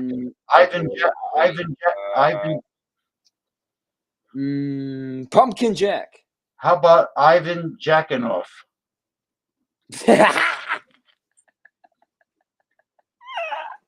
Ivan Jackanoff. Hold on. Let me have it sing. Chew bubblegum. Ivan Jackanoff. Ivan Jackanoff. That's a perfect name for that. Chew bubblegum and drink beer. Yeah, right. Yeah, okay. Yeah. Drink beer. Kick ass, chew bubblegum and drink beer. Yeah. Okay. Okay, so sure. James, that kick ass, chew bubblegum, drink beer song is coming out. That's gonna be released tomorrow. And your voice, did you hear that? Did you hear your voice in there? Yeah. Thank you. That's good. Okay, drink it. Drink beer. Kick ass. Chew ass. Hold on. It's been a while. No. You know, it'd be cool if you had some girl saying, "Ooh, I got bubblegum on your balls."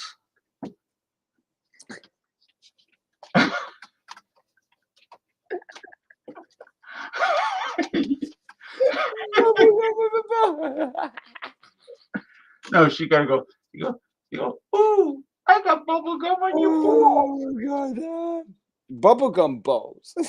Bubblegum balls. And that'll be the next song. No. That'll be Bubblegum Bows. Bubblegum Bows is Nick Energy. Bubblegum Bows. Nick, the new song. high energy bubblegum balls. You know, instead of Thunder Lips from the Rocky movie, you could call it Thunderballs. Thunderballs Kinemont. Yes. Oh man. But anyway, you make a very good Beetlejuice, I'll tell you that much. And Hey, where's my Winona Ryder? Where's my Winona Ryder? You know, I'm Beetlejuice. I'm Beetlejuice.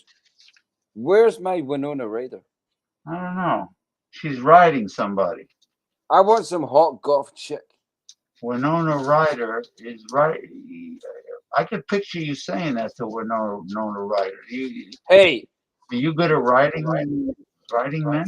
James, Winona Ryder? I would rate her. I would rate her. I would rate her.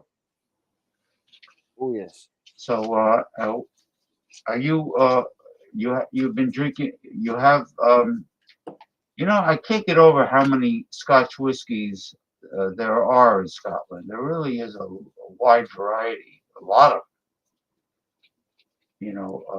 Whiskeys. I don't drink whiskey. You know, I'm a good boy. I'm a good boy. I just drink beer. I drink beer, lagers, ales. What about ales from Scotland? Scottish ales. Yeah, I drink ales. I drink ales. They have a good variety of Scottish ales. Yes. And do you know what, James? I will send you some. I will fucking send you some. You know, I would love it. And you know what? Find out what's the most reliable international shipping company. Is it DHL? Is it DHL? Never heard of that before. Because I know somebody in Australia and somebody in India sells products from their country. They use DHL. I was just wondering if DHL. I've never used that before. Usually I go to the West End of Glasgow, which is right around the corner from where I live, and it's a posh area. Like I live right around the corner from the posh area in Glasgow. You know, I'm a posh bastard, but I live right where the West End is, and they get imported beer there. You know. Do you have do you have a PayPal account? No, I don't have it. I don't know how that works.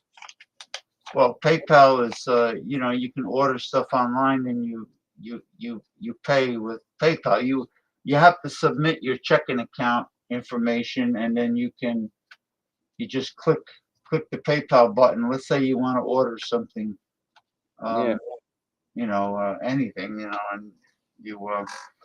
Well, I have Amazon Prime. Me too. I have Amazon Prime. Sure. Yeah, I have Amazon Prime. I would love. That's what I got this. That's what I got this fucking thing. This Beetlejuice jacket suit. But look at it, James. I'm Beetlejuice. Okay, I've got a Beetlejuice jacket, and I've got the green hair dye. But also, my mom did my makeup, and I was like, hey, do me as a Joker. I look like Keith Ledger. Yeah, you're a Beetle Joker. Beetlejuice Joker. You know, but I would love. James, I got to ask you something. Yeah. Why so serious? Yeah, bubblegum. Kick-ass bubblegum and drink beer. Yeah, okay, yeah, okay. No, I would help. I would send you money, man. I would love to get some Scottish ales. You know, like no. Well, what's the safest? I would Can. never accept, I would never accept money from you. What I would want to do is I want to send you beers as a gift. Fuck no, don't send me money. No. But no, I want to send you beers. Okay, hold on. Where is it? Where is this thing? But I don't want any There we go. European. There we go. There we go. This is the best. This is the best Scottish brewery right here. Oh, yeah, but I mean strictly Scottish ales. Innocent Gun. I'm going to send you a good amount of beers from Innocent Gun. Sorry, James. What were you saying? I didn't mean to interrupt you.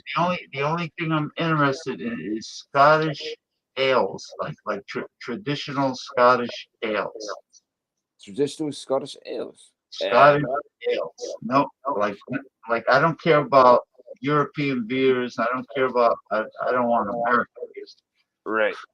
I don't want English. I want Scottish ales. Well, I will send you. Innocent Gun, the original. I will send you the Innocent Gun XX. I will send you the Innocent Gun Session IPA. I will send you also the Brewdog layer cake. And They have any red? They have any red ales? yes, the Blood Red Sky. Innocent Gun, Blood Red Sky. I'll send you that too. But have you, James? Have you ever had the German? Okay, what the fuck was the name of it? St. Pauli girl, Warsteiner. No, I've never had St. Pauli girl. I know what beer that is though. St. Pauli girl. I've never had that. Yeah, but I know what beer that is. The dark lager I've had, the black lager. Yeah, it's like a pilsner. It's like a pilsner. Well, Sapporo makes a great black lager from Japan. Oh, Japanese lager, Japanese beer. It's Sapporo. It's a black lager. That's amazing. That's a good beer. They do it in a big giant can. It's like a big tall can. Yeah, it's a big can. Yeah. But it's indestructible. It's like a big giant can. It's indestructible. Oh, like the Foster's. Remember the big Foster's lager and the Foster's beer came in this huge can? Yeah, exactly. It's exactly like that. It's exactly like that. But it's Australian for beer, mate. The commercial. It's Australian for beer, mate. You sounded Australian there, mate. Good day. Good day. You want another shrimp on the barbie, mate? I put another shrimp on the barbie for you. I'll tell you what I love. Baby back ribs, salt and pepper. Look at my hands. Look at that shit. I'm all ink. I like baby back ribs with a dry rub, hot and spicy dry rub. Hot and spicy. Yeah. Do they have they have a lot of curry? They use a lot of curry. That's funny. I had chicken fried rice with beef curry, extra hot with extra onions and extra garlic from the Chinese takeaway. You know what I order from? You know what I order when if I go to we have a huge Japanese market in this town. It's called Mitsuya. I get beef. Okay. I get beef curry beef with udon noodles. Curry beef with udon noodles. Do you get seafood? Do you get seafood there? At that market? Yeah, but seafood is so expensive nowadays here. Son of a bitch. Yeah, because you guys have a big. Can you see me? Yeah, you can see. Yeah, you guys have big North Atlantic seafood industry up there in Scotland. North Atlantic fish. Mm. Well, yeah, well, me personally, I'm big on seafood. I love seafood. You got a lot of cod, halibut. James, have you ever had smoked haddock before? Smoked haddock. No, no, but I love smoked whiting. I've had that. I never had smoked. I never had smoked haddock before. Okay, if you ever come to Scotland, then you have got to try smoked haddock. Basically, it's really good. It's really good.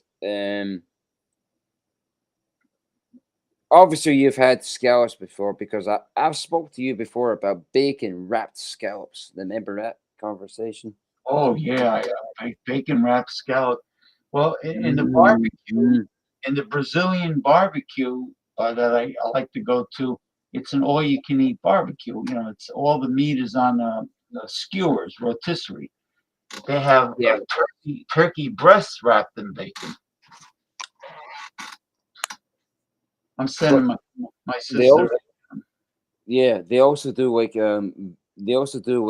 big giant shrimp back up on there. Like it's like a big fucking, what do you call it? One of those wooden sticks. And you get scallops on there. You get a little bit of fried bacon. You get a little bit of you get some fried king prawns on there. So what is it? Scallops? So is scallops wrapped in bacon? Yeah, okay, that's what I'm talking about. Okay, so James, okay, you get the skewer. There's a skewer, okay? It goes like that. Scallops, fried bacon, king prawn, king shrimp, and then a little tiny sliver of blue Stoughton cheese, and then scallop, and then another bit of bacon, and then another bit of fucking blue Stoughton, and another bit of shrimp on there, and it's like a kebab, but except from a lamb kebab, it's all seafood and cheese, and it is beautiful. Honestly, James, it's beautiful. Like scallops, shrimp, shrimp, and yeah, it's beautiful. So, but I definitely want to try that smoked haddock. I mean, oh, James, that's my favorite. That's what I have for dinner on every week. Every week I have smoked haddock. You've never had smoked haddock before? No. Oh, you're missing out. If you come to Scotland, if you ever come here, James, if you ever visit Scotland, then I will buy you smoked haddock, and I will make you that stuff. You can fry it, or you can put it in the oven, or the grill, or the air fryer. What I usually do, I put it in the air fryer. Yeah. Skin side up, for 15 minutes until it's cooked. And then after that, I turn it back over. Skin side. Right. And I cook the skin for 5 minutes so that the skin is crispy. Ooh, it sounds really good. The skin of the fish, you want that to be crispy. Oh yeah, definitely. It's delicious when it's crispy. Yeah. Mm-hmm. Exactly, mate. Exactly. Yes. Oh yeah. I'm trying to finagle something here. I sent you some, but I wonder if you got it though. Hold on. Let me make sure that it's going. I want to make sure it's going where I'm sending it. Oh yeah, okay. So I got that. James, I seen that you sent me some some voice messages, but I didn't No, know. I didn't send you the other thing. No, that's it's not working I out. was working on that mess, all right, and then I sent you that, and then I just decided to come over here and talk to you this way. Well, I got it on my profile. I, Oh, there we go. All right, I sent it to you now. All right. okay. Well, James, you are in my new fucking song. Yeah, I'm very happy. I'm very happy about that. Well, James, to be honest with you, you have a really the way you talk. I love your accent and all that kind of stuff. I love it, and the way you said that. Kick ass, chew bubblegum, drink beer. Oh, all right, okay. Brilliant. Kick ass, chew bubblegum, and drink beer. Yeah, yeah. Oh, yeah. Right. Okay. Yeah. Oh, that's a sexy woman. Yeah. I'm watching the thing you sent me. Ooh, sexy woman. You know,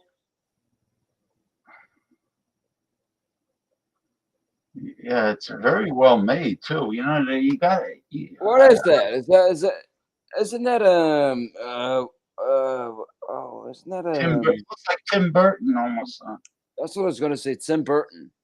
It was that kind of style. It's I like it. Yeah, it's cool. It's nice.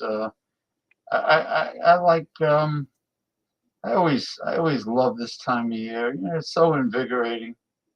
Oops, sorry, I didn't Yeah. know I was.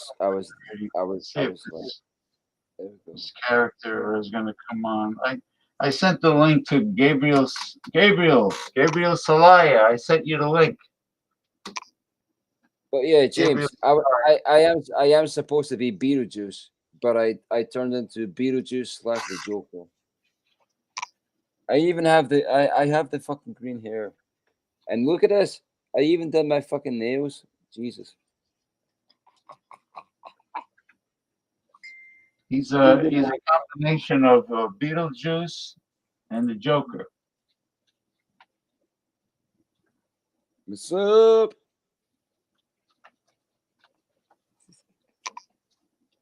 He's a combination of Beetlejuice and the Joker. Yeah. And I've got the fucking Beetlejuice, the Beetlejuice shirt. Hey, I need my Winona Ryder. Do you remember the Beetlejuice movie? Yeah. Yeah. I'm Beetlejuice. Okay. Where the fuck is my hot goth chick? Where is Winona Ryder? Yeah, all you need is a goth chick. I had the biggest crush on her as a kid. I remember watching Beetlejuice as a kid, and I had the biggest crush on her. So if you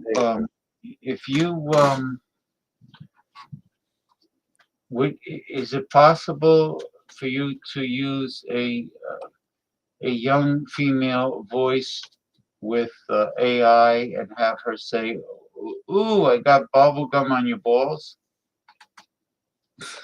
Oh, yeah, I can do that. Oh, fuck out. No, I don't use AI. I've used AI before for what is, but yeah, I can do that. I can do that, but yeah, I won't. Bubble gum on my balls. I got bubble gum on my balls. Got bubble gum on my balls. Hey, I got bubble gum on my balls. I've had it kinky before, but I've never had it that kinky with bubble gum on my balls. No. Damn.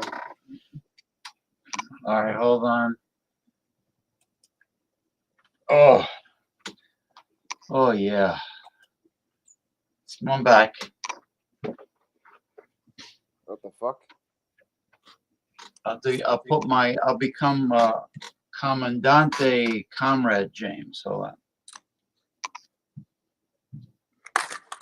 Ah, you son of a fucking bitch. Oh, what happened? You dropped something? Yep. Let me get the toothpick. Hold on. Ah, I love the hat. Thank you. Brilliant. Brilliant, James. James. Commandante. James. Hey, kick Salute. ass. Salute. Kick ass. Chew bubble gum and drink beer. Oh, yeah, right. Yes. Right. Chew Yeah. bubblegum. Oh, sure. Right. Yeah. Yeah. Okay. Okay. Yeah. Okay. All right now. Okay. All right now. Kick ass, chew bubble gum, and drink beer. Yeah. Okay. James. Look at Gabriel. You're astounded. That He says, James, you're going to scare all the kids away. Well, I don't have trick or treaters here because I'm in a building. I'm on a second floor. Nobody comes up here. gonna So, scare all the kids away. well, this is not a child. This is not a children's show. Fuck the kids. If there's any kids watching, then you shouldn't be here. Go to bed. James, you're just a character. Hold on. I'll be right back. You know, when I was a kid, there was a guy named Soupy Sales, and he had a children's show, but you know, he threw in some adult humor every now and then. So anyway, it was like Pee-wee's Playhouse. So you know how he got canceled and got fired? He told on TV, he says to all the kids, he says, all you kids watching, go into your mommy and daddy's pocketbook and send me all the money. And they did. They sent all the money from their parents. And that's why he got fired. What do you think? What do you think of that, Gabriel? Are you coming on the show or what? It's getting late anyway. I got one more of those. Well,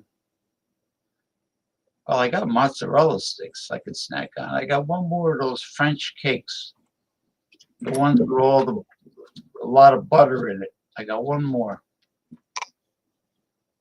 Those French pastries. You know what? I love croissants. Jordy, you like buttery croissants?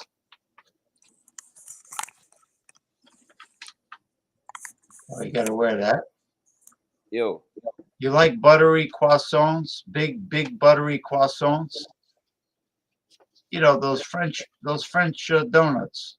Croissants. I like a croissant with some bacon and some red Leicestershire cheese in there. Well, bacon is like the food of the gods. What's that? What do you got there? Marijuana. Oh, oh, you got it in a plastic container. That's your humidor. That's your humidor. I got a little box. Stored away. At least you got it loose. You can. Yeah. You ever smoke that in a regular pipe? Like just a regular pipe? No, I usually just smoke it in like in a roll up, just in the blunt.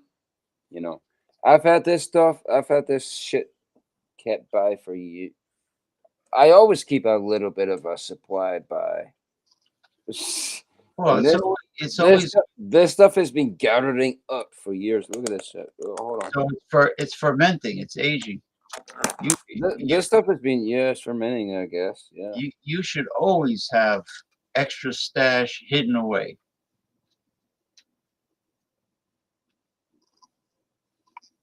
Okay. You have You could probably smoke marijuana in a regular pipe, like a corncob pipe or a wooden pipe. Nah, I usually just smoke it in a joint, or a blunt. In a joint. In a joint or a blunt, yeah. Well, you know how to roll. You have the paper and you know how to do it, right? Mm-hmm. Mm-hmm. Hey, where's Ronnie at? I thought Ronnie would be up here. Ronnie's a bullshit artist. He says when the Bullshit game artist? because he told me a while ago when the Yankee game, when the World Series game is over, he's coming on the show. A bullshit artist. That's a fucking term of sense to say. I mean, where the hell is the show can't be still on. The game can't be still on. Game 2 of the World Series. Said he was coming on. What's the matter with this guy? What do you mean by a bullshit artist? Yeah, that's what he is. He said the game can't be still on. The game is Pacific time, Los Angeles. It's Gabriel says just 8:51 p.m. Yeah, well here it's late, and it's even later by Jordy. Yo, Gabriel. Jordy is like 5 hours ahead of me. Yeah, it's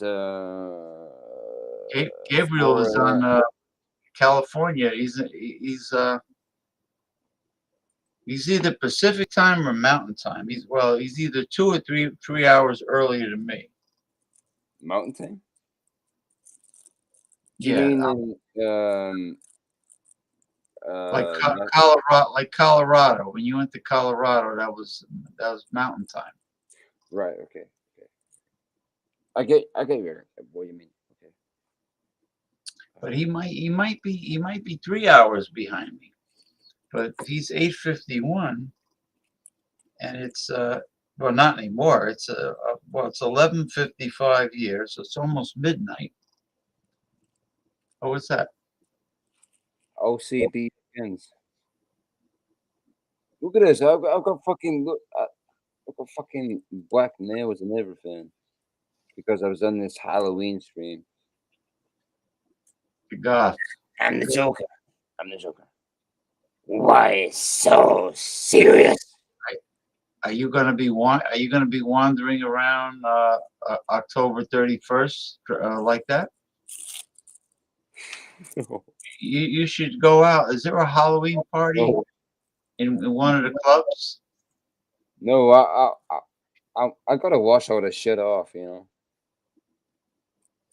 I mean, is there any Halloween parties at the clubs? My head's getting hot. I don't know. The last time I was at a club was fucking 4 years ago. Oh wow!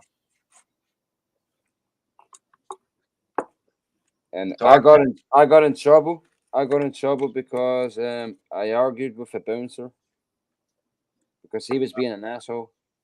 Well, that's how they act. Yeah. He was being an asshole,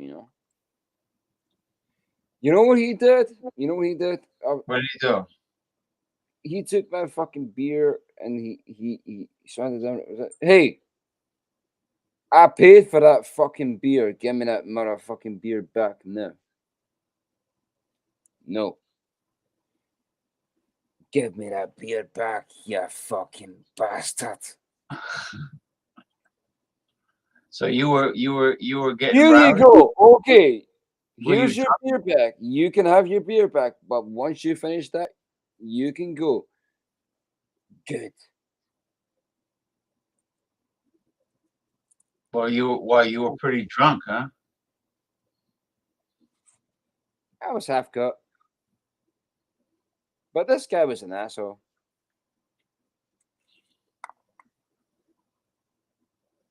You should have asked him if he likes smoked haddock. Hey, do you like smoked haddock? Because that's what your that's what your mom smells like. You fucking. That's what I would have said. That's what your mom smells like. Your mama smells like haddock. Halibut. The halibut is good to have some halibut for the hell of it. Have some smoked halibut for the hell of it. All for the hell of it. For the hell of it. Have some smoked halibut.